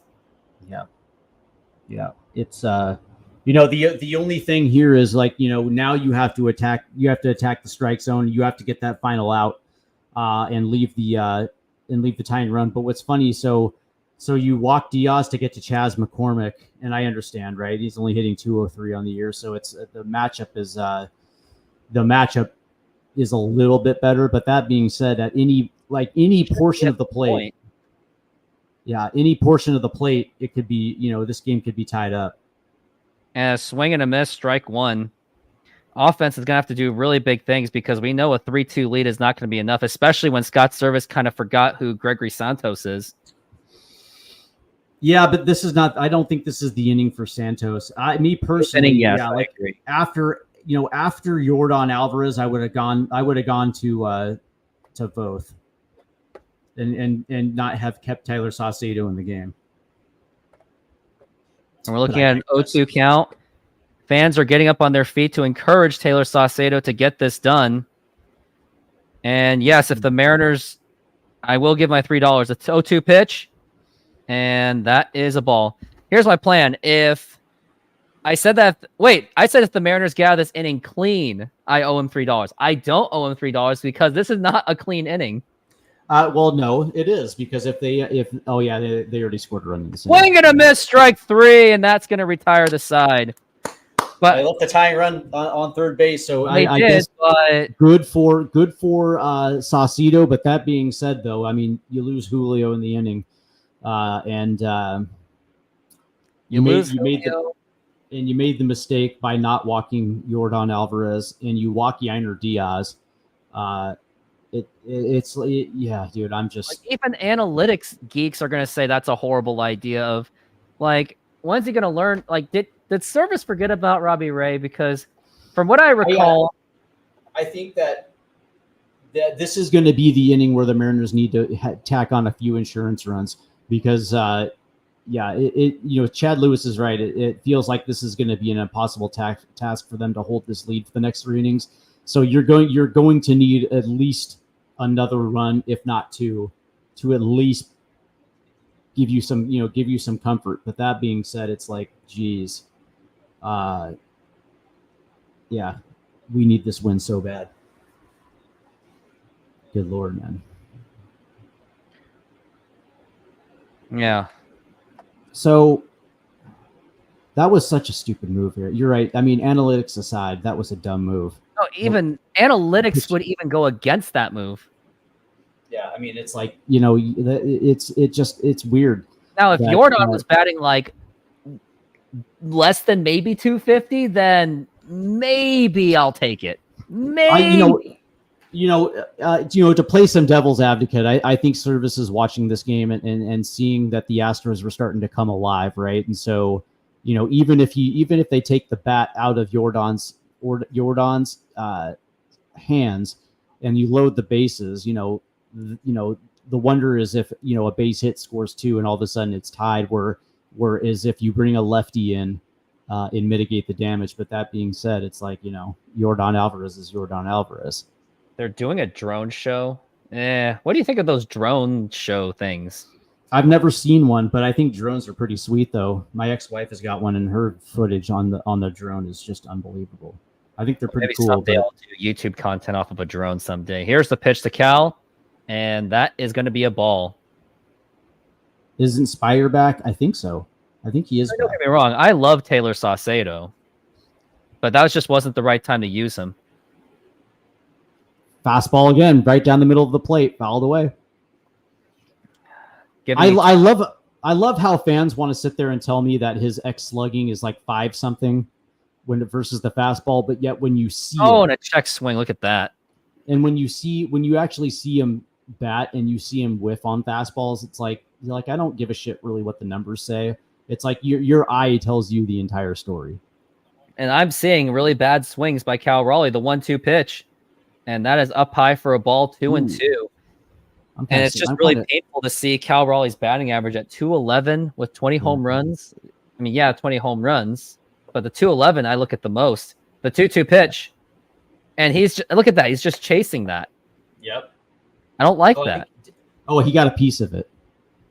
I still don't like it though. Yeah. Oh, I hear you. But yeah, it's like, that's the story. It's like, you can tell me slugging all you want, and that's a big part of it. And I understand that batting average doesn't tell the entire story, but it does tell you if a guy's hitting or not. We'll look at the 2-2, and that's going to be popped up, and that actually is going to be more than playable. There, making the catch. Blanco at 95 pitches, service would never. That is true, but he did allow George Kirby to go 100 pitches. It's just that he hates using Brian Wu after like 60 pitches for whatever reason. By the way, Cal Raleigh is one of the worst 2-strike hitters on this team. There's a reason why he has a huge strikeout rate. And now here is Jorge Polanco hit that home run. He hit the dinger. He did.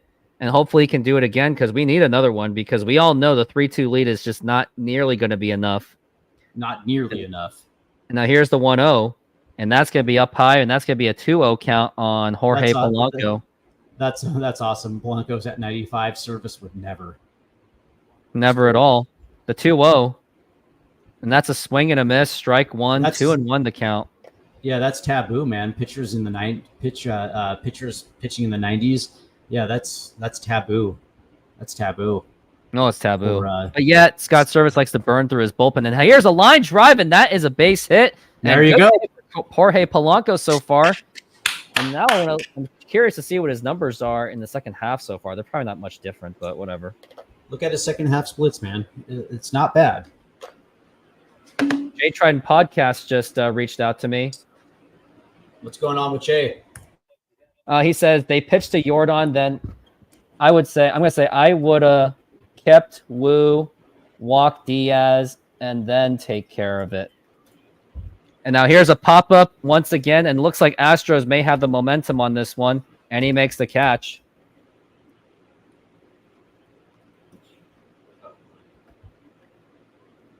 Jay Trident Podcast last year was basically you. He had your role where he was my color man. Yeah, so second half for Jorge Polanco, he is hitting 278 with a 343 OBP. He's slugging 468 with an 810 OPS plus of 111, 60 home runs, 236 RBI compared to his first half numbers. Much better second half hitter than he is a first half. Yeah. Cole Young, I'm looking at his numbers in Arkansas. He's only 20 years old. That's the crazy thing. He's batting 264, a 358 OBP, 55 strikeouts and 42 walks in 78 games. So he will still be a fringe 100 strikeout hitter when it's all said and done. Cole, you started talking about Cole Young, right? Cole Young, yeah. Yeah. If the Mariners were bad this year, they would have called him up by now. Perhaps. But they're not going to. JP has to suffer like a horrible injury to make it happen. Yeah. The Mariners are kind of bad. Yeah, let's see. Zero patience by these hitters, man. Holy hell. Yes and no. I will say that I like the fact that they're trying to be aggressive against Blanco. I like it because they're going to get a lot of first pitch fastballs, and I think they should be aggressive on it. But there's also certain situations where you might want to show a little patience and get your pitch. But that being said, even in a lot of situations this year where they were being a little bit more patient, they still weren't squaring up their pitches anyway. So you might as well get a little reckless with a fastball early.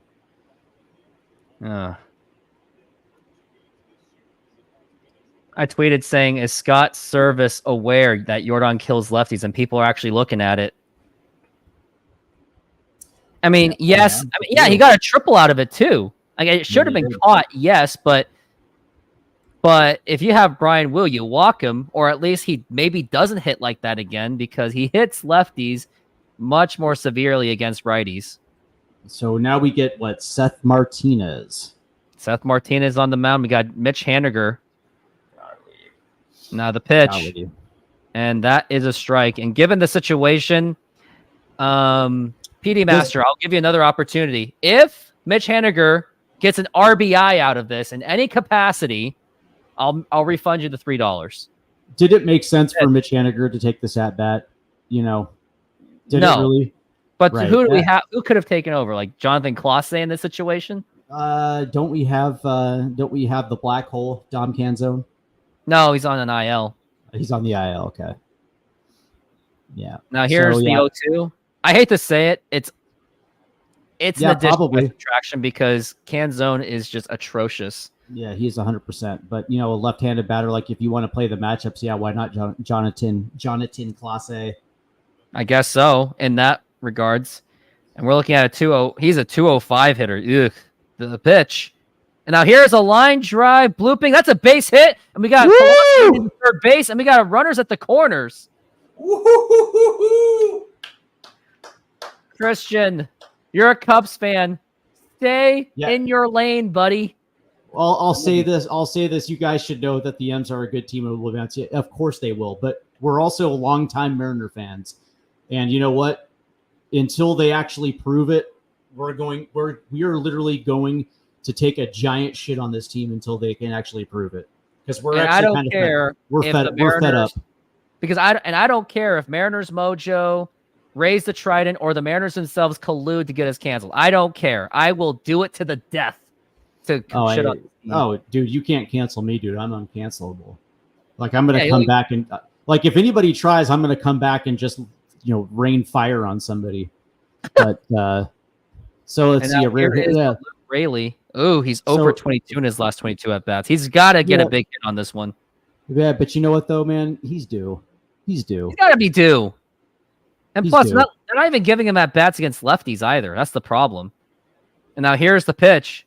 And now here's a fly ball to deep right field. Is that going to go?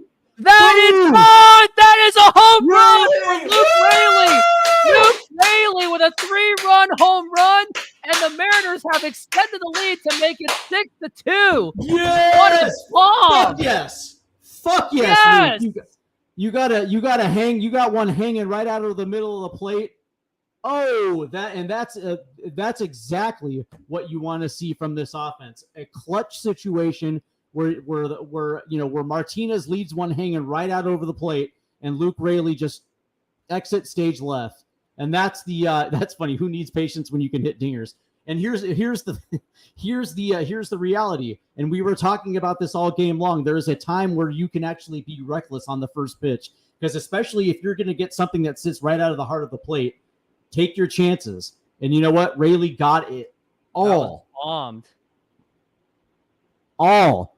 By the way, credit Mitch Haniger for keeping this freaking inning. Keep him. Seriously, give him credit because he extended the inning with that bloop single that put Rayleigh in a position to extend this game. And what were we talking about going into this inning? This is now the time for the Mariners to add on, and they added on in such a big way. That was a huge shot. More, and that's a ball. And PD Master, Mitch Haniger didn't do the RBI. Yes, so you're not gonna get your $3. I'll give you $1.50. How's that? I think that's fair. Dude, come on, man. Come on now. Don't sit on your wallet, man. Give him back the money. Give PD Master back the money. No, I said that he has to. Mitch Haniger had to procure the RBI, but he didn't. No, here's what I will say, man. By doing that, it's good business because you know what? The reputation will get out. It's going to be a good reputation. Trust me when I'm telling you, this is good for business because it's actually going to benefit you in the long run. Well, do the Mr. Beast thing. Oh, you didn't do this, but I'll give you the money anyway. You want me to Mr. Beast him? No, I just want you to. I just want you to be a decent dude. $1.50. Okay, fine, $1.50. $1.50. You know, otherwise, you could also Dave Chappelle him and just say, "Fuck it, there is no refunds." Hey, I'm trying to Let's show go, some JP. little Mr. Beast in me. And now here's Let's the go, pitch, JP. and that is a strike. You guys are way You- too harsh on your team. Good grief. Christian? So here's the thing, Christian. We're talking about a team that has basically been in existence for 50 years with only 5 playoff appearances and more losing seasons than winning seasons. There's a reason why. There's a reason why there's a like. Here's the thing. It's like I'm sure it was with the Cubs for 50 years. You know what I mean? Where Almost it's like 100. every single. You know, it's like where what's the definition of insane? Doing the exact same thing and hoping for a different outcome. It's 1-1. It's the Mariners, man. It's the Mariners. And a swing and a miss, strike 2. And this is the JP Crawford that we are used to, unfortunately. But make no mistake, I love this baseball team. I've been watching this team since I was 6 years old, and I'll say this, man. I now I runner love this goes, baseball team. and the throw to second base, and that is in time. Got him. I could have felt that one. I think he was. By the I think way, he was out. No. Here's the thing: 17 winning seasons out of 47. Just because you finish above 500 doesn't make it a winning season. A winning season is playoffs are better. That's a winning season in my book. Just finishing 82 and 80 is not a winning season. That just means you were 2 games better than 500. That's not winning to me because you didn't win anything. Yeah. And PD Master is still been donations. Anyone else want to play? I know Flick the Switch is not going to. That's fine, whatever. So hold on. So he's given you $4. Do I get 50% of that? Do I get 2 of those $4 for helping you on the call today? Or are you just going to be stingy and not hook a brother up? What's your phone number? Text it to me. You won't do it? Because if I get a little bit bigger, then you definitely are gonna have you're definitely gonna be like, hey, where's. Well, here's what I mean, if it turns out that we actually end up and it works out that we're actually a pretty good duo, and all of a sudden it like clicks and all that good stuff, then yeah, I mean, eventually I'm going to ask for something. But I also your intro because I want to pull I want to pull JP and Mitch Haniger out of your intros. They have lost the privilege for that. Nah, I like it. No? But yeah, okay. Well. Can you put like Mark Langston and Alvin Davis and like some, like a montage where it's like all the Mariner greats?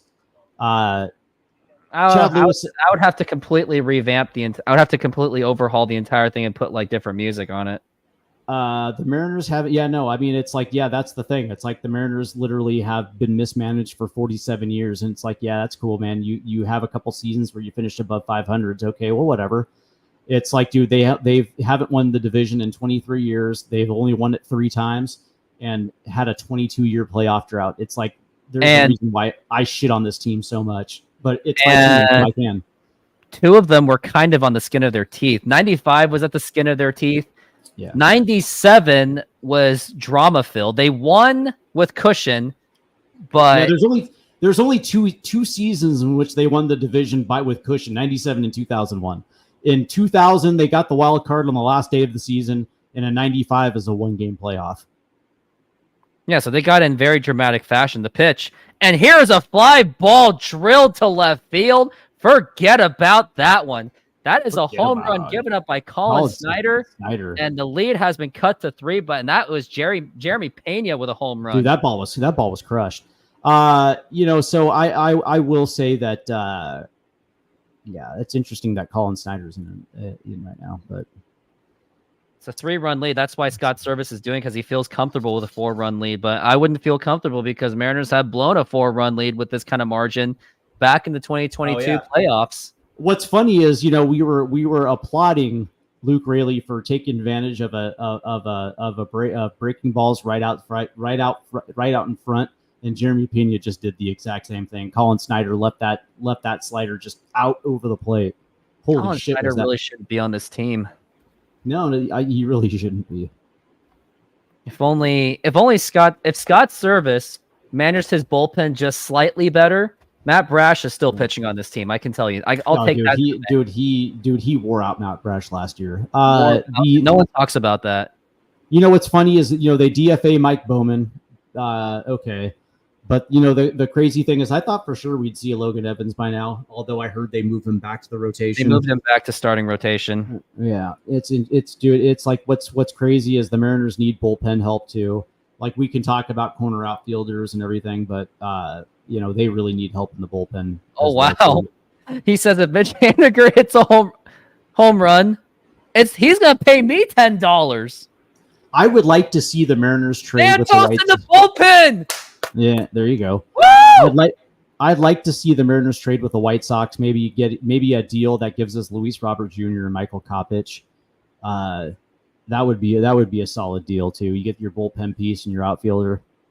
And at this point, as much as I love Las Montez, the thing is, knowing how this team runs its thing, I actually wouldn't mind getting rid of him because one, there's no time for him, and two, he strikes out like a mofo, so there's no point at this point. But the other thing is with the way that the Mariners draft and the way the Mariners sign international free agents, you can there's get nothing to another worry Las, about.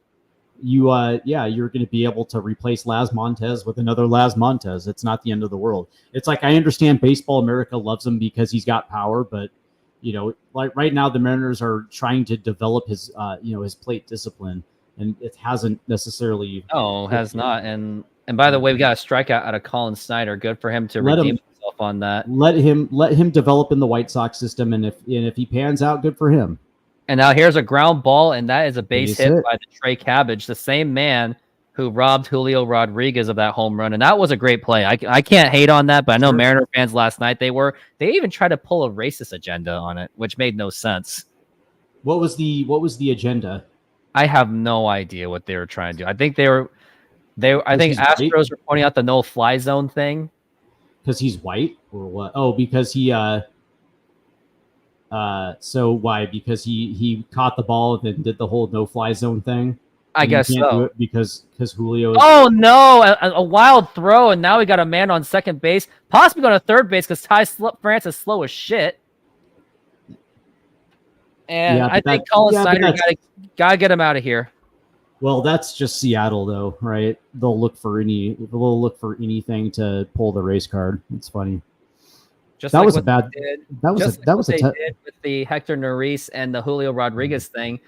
It was just pure trash talking, and because the Mariners lost, Seattle Times wanted to distract them by saying Hector Neris said a certain thing that shouldn't have been said, and Suarez went out of his way to blow it up too, which I thought was ridiculous. That's crazy. So basically a wild throw now puts a runner in scoring position here with one out, and this Colin is the thing. Snyder. This is games like this and decisions like this where I can't even blame John Stanton for it. The 0-1, and that is fouled. Yeah, but you know what though? This is I'll just say this: like if the Astros come back to tie it or take the lead, you have no choice but to. I mean, you pin this on Scott Service's lapel, right? He's the one that made his bullpen choices. 0-2, and a swing and a miss, strike three. Good pitch, fastball right down the middle. Good pitch. It really is. That's interesting that he swung right through it, but he has a good strikeout, man. Snyder. It's weird because Snyder's not throwing the ball terribly. His only mistake really was the hanger to Pena, and then obviously that shitty wild throw at first base. But and is Scott Service going to pull him out? Yep, I think that is going to, because they're going to play. Are they playing the matchup? I don't know. And he does not deserve a slap in the butt either. And yep, he's going to pull him out, and that's going to be Gregory Santos. And Gregory Santos better get one more inning after this too. Yeah, so last night they went with Trent Thornton for an inning and a third, and it probably makes sense at this point. You'll probably see Santos in the and then the hopefully Munoz in the ninth inning. Yeah. And I'm taking a look at Las Montez's numbers, by the way. In Everett, 1 home run, 7 RBIs in 16 games, 24 strikeouts to 6 walks, 212 with a 297 OBP. He's going to be in Everett for a while. He's not going to Double-A. Yeah, and I'll say this. I'll say this again: that there's no prospects that are untouchable. I like Las Montez and I like Cole Emerson and I like some of these guys. But that being said, I also like seeing winning at the major league level, and that's the thing with this team's ability to draft and this team's ability to sign international free agents. And the fact that they've already rebuilt this farm system twice in the last 5 years already, and to get it to a to put this farm system at a high level, they're going to be able to do it again. And so in this situation, you can trade your top 6 prospects and still be fine. The Mariners need help, and they need help in a big way. They have the assets to more than. And Jerry Dipoto can't hoard his prospects at this deadline. You can't hold them forever. Like, this is the time to go for that World Series, because I don't want to have to make a nostalgic video where I say, how did the Mariners not win with Julio Rodriguez, Cal Raleigh, Logan Gilbert, George Kirby? Like, I do not want to make a video like that. I'd rather not. Did you see that the U.S. beat the South Sudan as 43.5 favorites in what sport, Christian? Basketball. And imagine if you put $10 on Sudan if they won, you would have made probably $100. You know what? I think I saw a headline about how this USA basketball team isn't even close to some of the better teams, but it's still pros in basketball. Yeah, no, I know what you're saying. Flick of the switch. I know what you're saying. Flick of the switch. Yeah. I mean, let's win the division first. No, I agree. Now here's Gregory Santos. Finally, and here is a ground ball to Rojas. The throw to first, and that's in time. And that is going to retire the side on a 100-mile-an-hour fastball. And we go to. I wonder if they're going to win. God bless America. They are. Isn't Steph Curry on this basketball? Isn't Steph Curry on that basketball team? Yeah. But before we talk about that, you know what time it is? No. It's what? 7th inning stretch.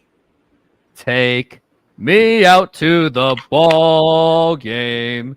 Take me out to the crowd. Buy me some peanuts and Cracker Jacks. I don't care if they ever get back. So let's root for the Mariners. If they don't win, it's a shame. It would be a shame because they're up 6-3. For it's 1, 2, 3 strikes, you're out at the old ball game. Giggity. Yeah, no, it's like, I'm glad that you agree, Flick. I absolutely agree that Dipoto needs to get us a couple bets. I think everybody agrees with that. Even Mariner delusional fans will agree with that. Yeah, it's. You had to hit the mute, but you know what? Freedom of choice, I guess. I just think that it's not just big game hunting, because I heard that the Astros are going to try hard for Pete Alonso, which would be a huge get for the Astros. But for the Mariners, if you can get Vlad Jr. or if you can get Luis Robert Jr., fantastic. But or Isaac Paredes, great, man. I'll take either one of those 3. But the idea is that getting guys like Jazz and getting guys like Conforto or Andy Ibanez also helps as well too.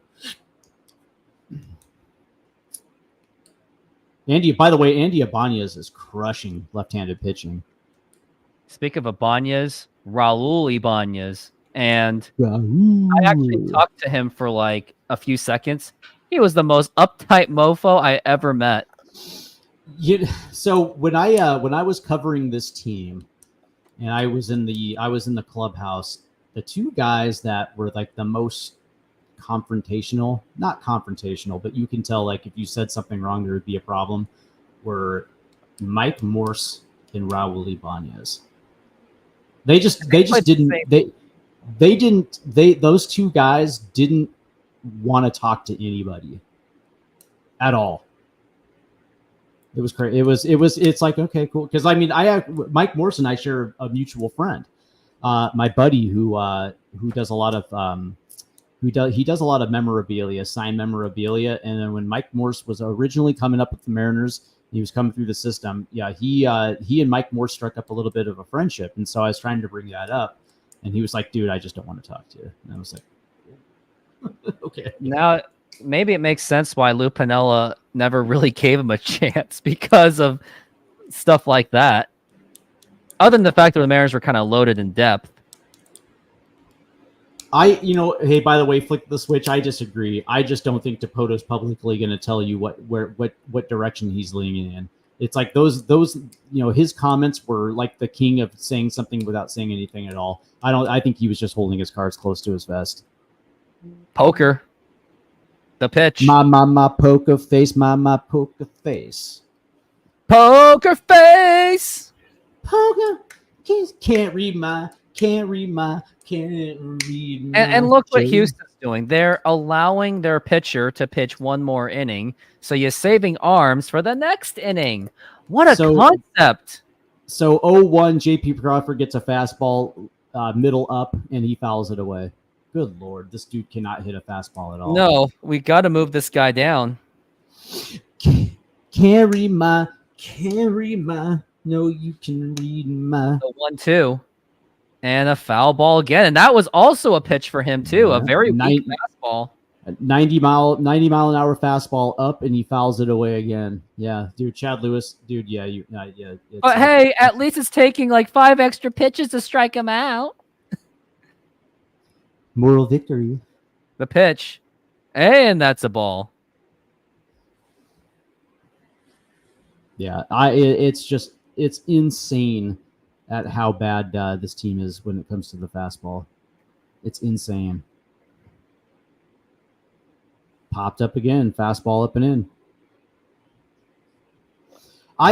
What's funny is I think I said earlier in this broadcast that I wouldn't mind seeing Josh Rojas go back to leadoff.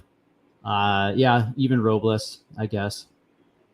Although I kind of like Robles hitting too, though. The 2-2. And now here's a line drive base hit into the gap, and I think JP base. Wow. And he's going to stay at first base. So wow. So JP that was the JP of old right there. Taking what a pitcher's willing to give you and dumping it into left field. Wow. JP with an old JP-ish hit. The Dumbledore clap. That's what he gets. Yeah. Wow. But then when Harry Potter got into Gryffindor. Yeah. How about, by the way, how about a 2-run bomb by Victor Robles right here? How about that? Let's do that to Victor Robles. And now here is the pitch. And that is popped up. Not exactly a great pitch to hit on that one.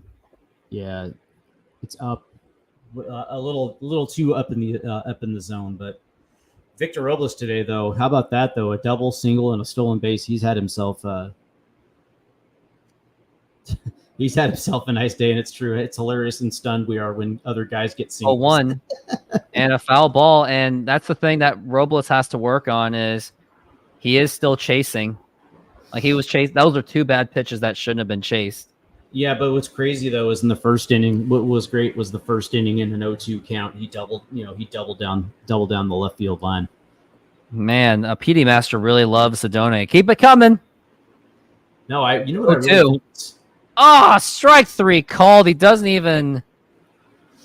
That's ouch. No. What's funny though is that I think the money is because I was singing Lady Gaga. I think that's really what it comes down to. I haven't listened to Lady Gaga in years. It's the talent of me. And now here is Ty up to the bat, and I'm not Rally sure Killer? anything. And now here's the pitch, and now here's a ground ball, and now here's a throw to second, a throw to first. Woo! In time for the double play, and Ty France. Flick of the switch. Flick of the switch was right. Double play This is for you, Ty France.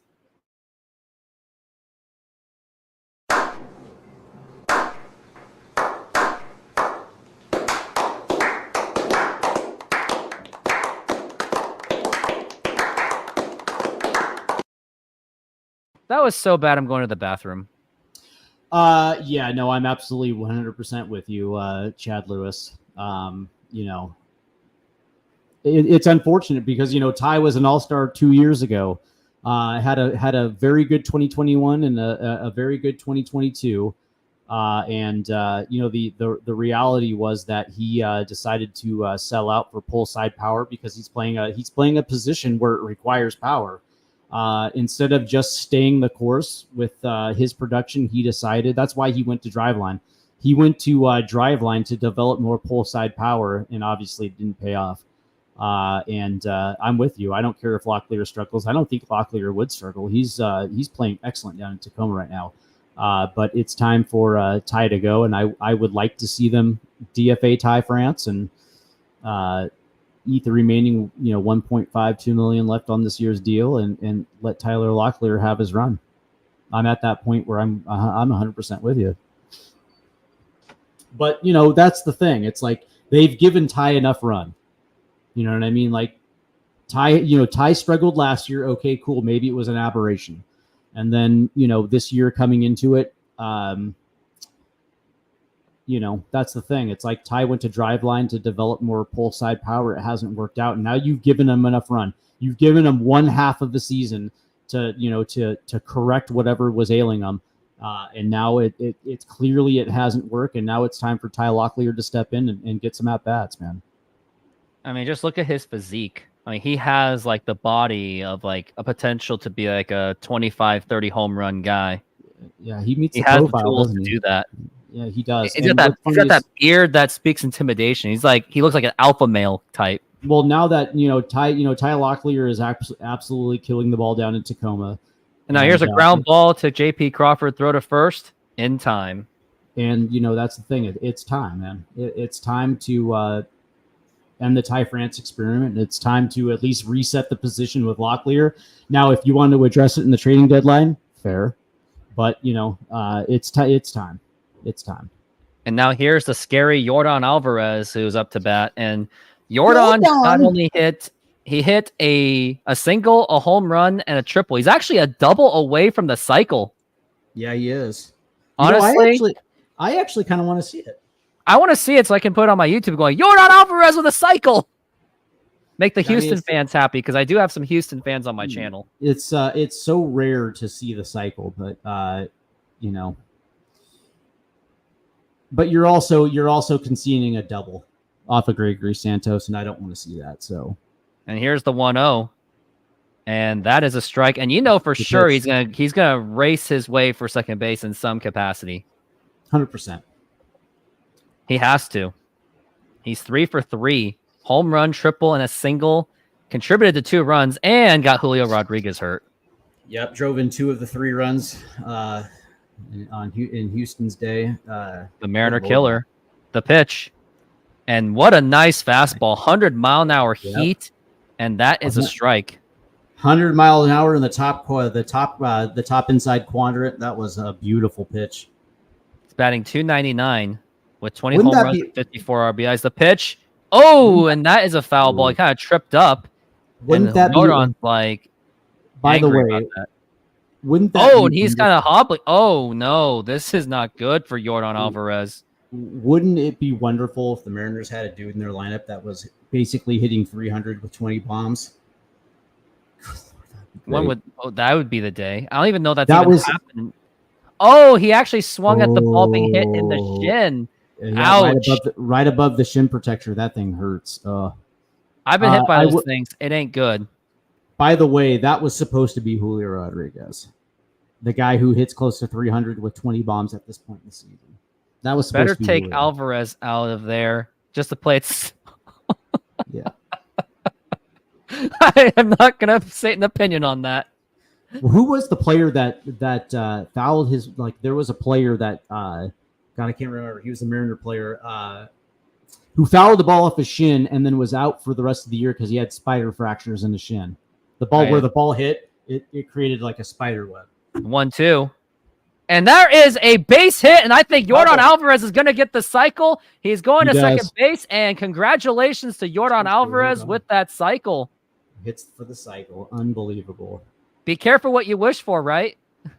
Congratulations, Yordan. You played a hell of a game. I mean, those are the type of things where you tip your cap, but he gets the pitch too, and it's low and away on a split that stays up, and then because and he ropes it down the right field line. Good Lord. And now he's got the site. Congratulations though. Can't hate on that. You can't hate on it, man. And Mariner fans hate Yordan Alvarez all over the home run against Robbie Ray, except that wasn't Yordan's fault. He took advantage. But I will say this, though. The Mariners are still leading by 3, so Yeah, but you know how vulnerable that is with the Mariners. Yeah, he's And now Julio is the anti Alvarez 100%. Well, that's the second cycle in history. I doubt that the Mariners got a cycle in Seattle, or not in Seattle, but in T-Mobile Park. There you go. Great play by Ty at first. The 1-1. And now here's and that is maybe a bait. Nope, the throw to first. And he gets in time, just barely. Wow, looks like Ty hurt. Looks like Ty hurt himself trying to get those splits going on. That splits action there at first base. I think he split his pants. And now what is it? Santos now has an issue with his hand. Oh God, not again. Oh, it's on his glove hand. So the ball caroms off his glove hand. Oh boy. I should be okay. Good play by the way, heads up play by Polanco. Ooh, nice play by Ty France too. Bad throw by Polanco though. It was a heads up play. And he's fine. Santos is fine. Oh, Santos is a big dude. He kind of has the same body as Diego Castillo. You were kind of wondering if Service was going to take him out as a precaution. Man, that's the thing. Service does those things where he takes someone out based on something that might happen. Yeah, he's a loser. He is a loser. He's a loser. Hey, what'd you think of that home run that Jordan hit against Robbie Ray? Oh yeah, these things happen. Huh? Fuck. Are you serious? You're ahead of me? You better be tricking me, man. The pitch. And there's a ground ball base hit, and that is going to be 6-4 Astros or Mariners. I wish it was Astros. I could be more angry. It's a dude who's hitting 204. He gets a fastball right over the heart of the plate and just drives it into center field. So it looks like Santos is just not the same. And you're wondering if they're going to get Munoz up. I would think so. With 2 outs, and then you can use him for the 9th inning. At this point, but depends who's on the lineups because it's not the top of the lineup anymore. There it is. And there it is. And there's a fly ball to center field, trying to battle the sun. And he makes the catch. Good catch by Victor Robles. And good approach on that catch. That's good. All right. Houston just chipping away. Oh yeah. Astros can hit 100. Well, and again, Chad, it's because the nexus of an at bat. I can tell you when I was playing, the only pitch that I was looking for was fastball right down the middle, and I built everything off of fastball down the middle. Right, it actually helped me see off speed pitches. Not that I actually hit a lot of off speed pitches, but everything was fastball down the middle. And Stanek is warming up. You got to be kidding me. He's already banged up, and you pitched him yesterday. And you're gonna pitch him again? No, they're not gonna pitch him again. They cannot do that. But that's the thing. It's like, you base everything off of fastball down the middle, and this team for whatever reason is not looking fastball at all. They're looking to not chase pitches, and coincidentally, that approach is making them chase fastballs.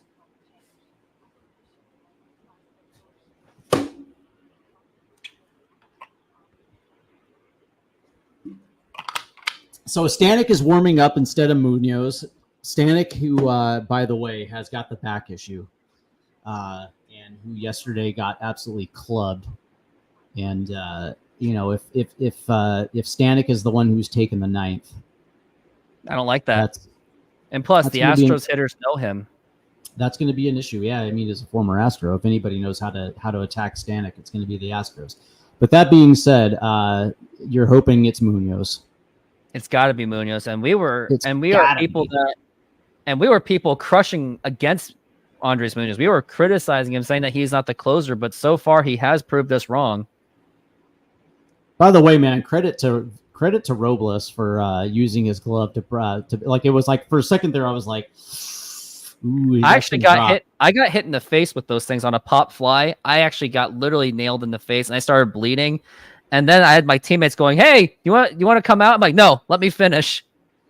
Yeah, day games are hard to play in, especially if you're playing in the outfield. I was a center fielder in left field, and depending on where the sun is at, it's the hardest thing to do is to track a ball in the air because you have your glove up trying to block out the sun so you can see the baseball. And we're looking at Cal Raleigh. He's at a 1-0 count so far. And here's the pitch. And Well, that is going to be outside for a ball. Well, now he's sitting 2-0, so let's see what's going on here. Nope, fastball. Fuck. Dude, it's kryptonite. Dude, it's kryptonite. I'm telling you, fastballs are kryptonite to this lineup. They really are. The pitch, and that's fouled in the back. If Cal goes crazy, then will you still call him Superman? No. He's got a long ways to go. There should be more retired. Yeah, it's funny. Fastball is my kryptonite. The 2-1. And that is outside ball 3. Like that he's actually working on this count. 3-1 here. This is an advantageous account for Cal Raleigh. And there it is. High fastball. Can't lay off him. You felt it. And the 3-1. And a swing and a miss. Strike 2. 96. And there's Andres Munoz up in the bullpen. Yes, Chad Lewis. That was definitely 3 doors down. I'm glad you caught that. We're looking at a 6-4. Cal Raleigh. And now here's the 3-2. And now that's a fly ball, and that is not going to get it done. And that's going to be caught. Dude, that was a terrible at-bat, bud. That was such a bad at-bat. He's 3-1, swings that ball 4, which was at the top of the zone, and then chases and flies out to left field. Oh, but at least it took 6 pitches. Cal Raleigh is lost. But Polanco, on the other hand, has two knocks today, including a dinger. A home run, yeah. So he's actually been playing a little bit better. And now the pitch. And that is a foul ball. You do like the aggressiveness, but it's still sad to see him fouling off of a nice fastball. Jorge, can you see? Ooh, that was a good pitch right there that he fouled away. He got around on it, though. And now here's the pitch. And that is a ground ball foul. You had to swing at that one because it was in the zone. Yeah. I should feel more comfortable with a 2-run lead in Munoz warming up than I do. I hear you, man. I'm not a Munoz guy. Not as a closer. No. And it would have been Paul Sewald had we not waved the white flag last year. They waved the white flag during contention. Mm-hmm. And they were actually on a streak. I love how Mariner fans were like, no, it wasn't selling. It wasn't selling. It was adding to the offense. I was like, dude, that was 100% a sell. And it was like a sell for no reason as Polanco does get thrown out at first. Yeah, and at least it's the bottom of the order for Houston. I agree. Yeah, but if the Mariners aren't careful, then next thing you know, you got Yordan waiting to feast. Josh Rojas, who was part of the Paul Sewald trade. He's been the only player that has made up for it, and it's not saying much at all. Well, at least he's the best of the 3. Except Bliss should be playing on this team. Yeah, that's funny. Dipoto, Lewis says Dipoto also said that not even prime Babe Ruth would help this lineup at the deadline. Did he really? He really said that? That's like terrible. Yeah, you laugh at Dipoto because it's like, yeah, whatever, man. It's like, dude, prime Babe Ruth would be awesome in this lineup. Awesome. Well, but would Babe Ruth been able to handle the new fastball spins and the conditioning? Yes, he would. By the way, that's the second straight fastball down the pipe that Rojas has fouled away. And now that I think of it, Babe Ruth kind of was a cautionary tale for everyone because it's like, well, if you eat like that, you're going to die at 53. Yeah. Dude, Babe Ruth was on the cheeseburgers. And beer. Dude, that guy drank. Honestly, it wasn't so much of the childhood books would tell you that Babe Ruth died because he ate too much burgers and hot dogs. But in actuality, it was his alcohol problem and smoking that killed him. Yeah, and the pussy with the too. with the That diet dude- that he dude had, got he could have around. made up with it, and he didn't even exercise either. Yeah, that dude got around. Like, Yeah, I wouldn't be surprised if Babe Ruth had like 3 kinds of syphilis. and that's a That ground dude ball, Yeah, and that's like, out. I'm telling you, man, Babe Ruth was up in all kinds of strange. Not just his wife. He was married, but he was like married. Okay, he was all up, dude. He was all up in that strange. He definitely helped a few people make a living, if you know what I mean. Yeah, for sure, for sure. That's funny. Babe Ruth was on the cheeseburgers, man, 100%. You know. Yep. Well, here we go. It's the 9th. Andreas Munoz. Andreas Ayala. Andreas Ayala. Andreas Mesa. Andreas Mesa. Well, we'll see. We'll see. I just think that, yeah, it's ass clenching time. Yeah, for sure. Yeah, well, we'll see, man. I know that Andreas Munoz did deal with that little back issue before the All-Star break that kind of zapped a little bit of his MPH, but the last couple times he looked pretty good. So it's here it is, man. Can Andreas come in and work a quick 9th? What do you think? You never want to be too sure. He said if he starts out the walk, hang on. No, I agree, dude. That's my biggest bugaboo with Andreas Munoz. Yeah, dude. Sometimes at least Paul Sewald was more consistent. Yeah, you just wonder if he gets ahead, then it's going to be a good outing. But if he's around the strike zone, and yeah. One day I want to make a video when it's all said and done. Maybe if I have the smarts and the research to do it. What if Scott Service stayed with Paul Sewald against Yordan Alvarez? What could have happened? He would have got out of the inning.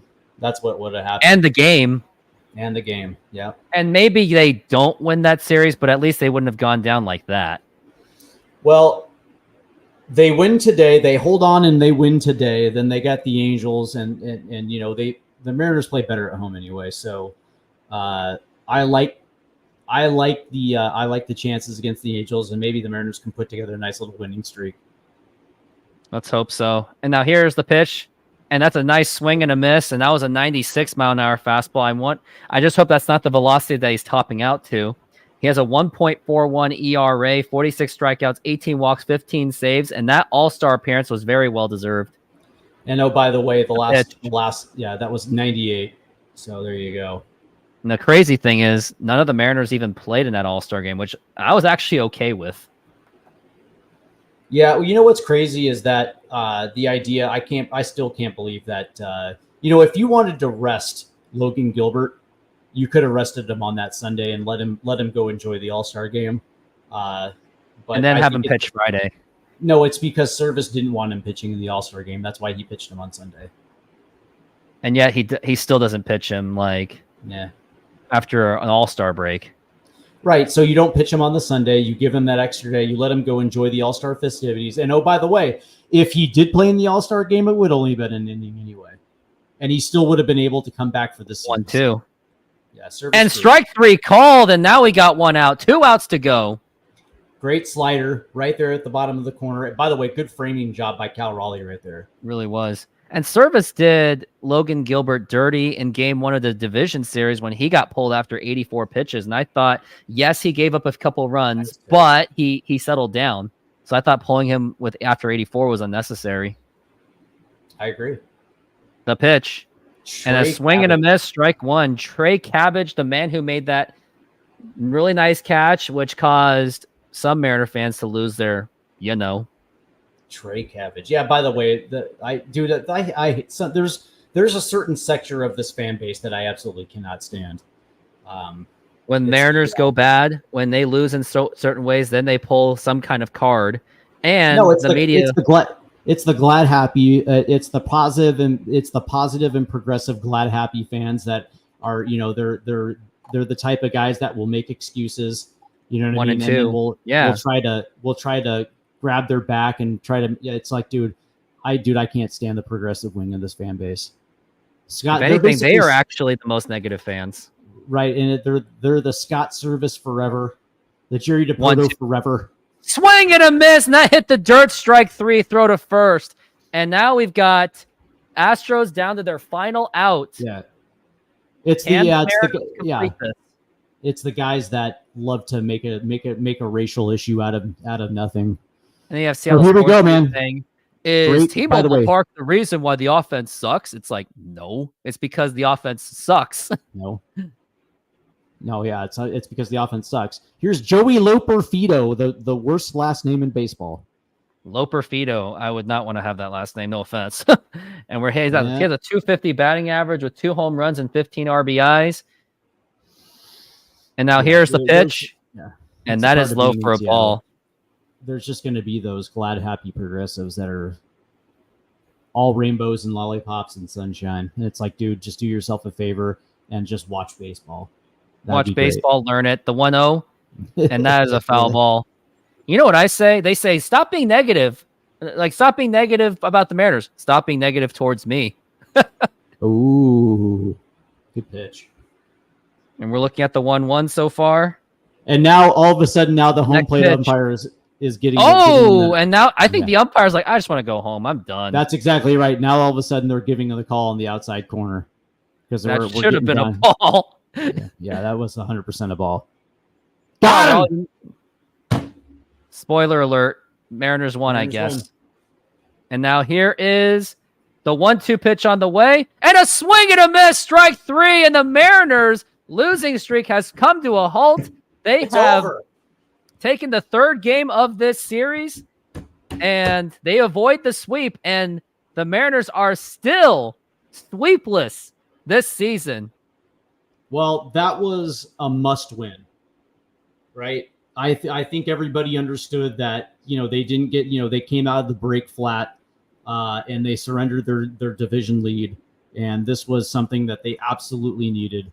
And I'm glad to see. You know what? I'm actually happy. I'm happy that they showed heart and they showed fight today. You know what I mean? Because that was something that they just did not show at all. And it was nice to understand that their backs were against the wall. They desperately needed a win. It was a must-win situation, or this thing could have spiraled out of control. And they showed up, and they delivered today, man. And by the way, credit Luke Raley for that fucking 3-run bomb. That one sealed it for me. And when they needed it, they were up 3-2 at that time, and it looked like Houston was starting to get that momentum. And Luke Raley delivers in a big way. And credit to Mitch Haniger. Like, yes, he hasn't really done much, but he actually contributed well in this game. He got a walk and got a single. Yeah, and it was the bloop single that extended the inning for Luke Raley. So credit it. And and there's Jen Mueller. Who is she talking to? Luke Raley? Luke Raley. Jenny. She's got a butterface, but damn, she's gonna anyway. So all I know is that this is something that you want to see, right? Because the Mariners have been dragged through the mud by their own fan base, and I'll tell you what, man, these are the type of things that kind of reinforce fans back together. Just when you think the wheels are starting to come off, look at the sunglasses reflection. Imagine just looking at Jen Mueller at a first person's perspective. Yeah, she's thirsty though. Jen's super thirsty. She loves being around the boys. You know what I mean? She had some YouTube show with like Cal Raleigh and Logan Gilbert, quote, cooking food. I'm sure there had to be more than that. Come on. Yeah, dude. Oh yeah. Except Logan, I think he's married, so he can't. Yeah, I'm just saying that Jen is thirsty. So yeah, I was impressed today because that's exactly what you need to reinstill confidence. That's the type of victory that was so much needed. So I'm happy to see it, and I'm glad. And even the mistake to Yordan Alvarez, it didn't come back to bite them in the ass. Granted, Yordan hits for the cycle, so congratulations to him. But the Mariners get the win. But the Mariners get the win. So I get to do a YouTube short on that, and the Mariners win. So that's a win-win because Yordan is like a top. He might actually be my favorite player because the Mariners My favorite player on the Mariners right now is George Kirby. I don't know. Like, that's why light switches were invented. I don't know, man. See, that's the thing. Jen's got the butter face, but she's also got the body, though. Anyway. Yeah, I know. She's got the body. Yeah. I'll just say that, I was, man, that's the thing, man. These are the type of games that just reinforce that maybe they're not dead. No, of course not. And and even if they lost, like, we can say that at least statistically they're not dead. But morally, of course, they would have been dead. But now you can go into the Angels series with hopefully you would think that you'll get 2 out of 3 on that series. I'm going to say 2 out of 3 because Mariners are still a vulnerable team. Right. And who knows? Maybe Oakland maybe they'll do some surprises because that's what Oakland has done throughout the season is do surprises. Like when they scored like 19 something runs. So Oakland is not exactly a horrible team. Like they should be better than what their record says. So hopefully Mariners can take advantage of the fact that the Angels are playing and also get some revenge out of it. Chad, you're going to the game tomorrow, but if Jerry doesn't do anything, you won't attend again. I would agree. Don't go to the games if Jerry DePoe is not going to give us a good product,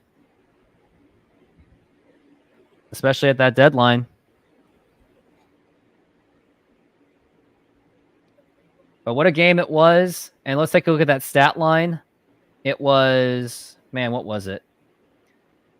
Okay, J.P. Crawford went 1 for 4. At least he got a hit. Victor Robles went 2 for 4, so he actually did contribute very well. Julio Rodriguez 0 for 3, and he got injured. So that's the other thing. I just hope that he is okay because he tried to make that catch on Yordan Alvarez, but then he dropped the ball and it caused the triple.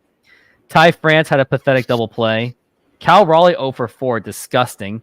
At least Polanco hit a home run and went 2 for 4. Rojas 1 for 4. Haniger 1 for 2. We're saying that he actually had a pretty good game. Luke Raley with that home run, and Dylan Moore actually contributed to 2 RBI. So the bottom parts of the lineup did provide value for this team. Absolutely. I'll say this, man, because and again, man, I look at this and you were wondering if they would show up, if they would show a heartbeat, if they had any scrap in them, and they sure did. Here's the thing. I like JP's last at bat because that was quintessential JP Crawford, and you knew he was struggling, and you knew that he was having trouble with the fastball, but he was able to make something of it today. The stars of my game of today, like if you were going to have the 3 stars of the game, I think number 1 had to be Brian Wu. A lot of question marks with Brian Wu coming into the game, and I thought he pitched absolutely brilliantly. I think Brian Wu definitely needs some flowers. 5 2/3 inning, 2 runs on 4 hits. But it wasn't disastrous. He gave up the dinger to Yordan. Okay, great, but he was able to come back and play well. But I actually thought my other ones were Jorge Polanco, 2 for 4 today, including a big home run on his part. And we're talking about a guy who's been struggling, but he was able to make something today, and it looks like maybe he's starting to come around. And my third guy obviously was Luke Raley. And when you needed something clutch, man, Luke Raley showed up in a big way. So those are my positives for the day. But also just being able to understand that momentum was starting to go the other way, and the Mariners being able to take matters in their own hands and ensure they got a win today. My positive takes of the game was, I'll give it to Victor Robles because I got to change it up because he has really surprised us. We're talking about him as a DFA candidate, but he did go 2 for 4. He did contribute. How about Dylan Moore with that? He is clutch when it's needed, although he's not exactly an everyday player. There are times, though, he does step up to the occasion. And Jorge Polanco going 2 for 4 with that home run. And also we can agree that the bullpen somewhat held it together. Now, it's kind of easy to say that because Mariners already had a sizable lead. So who knows what could have been if the lead was much shorter.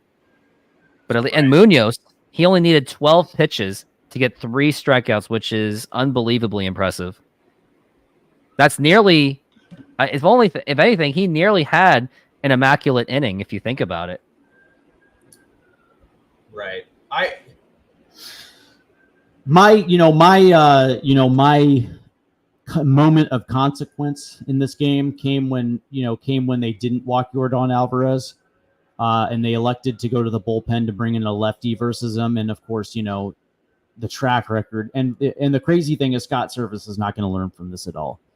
And it's like, listen, man, there's a time and there's a place for matchups, but in that situation with first base open, you walk them, and then you pick your poison with the next guy. The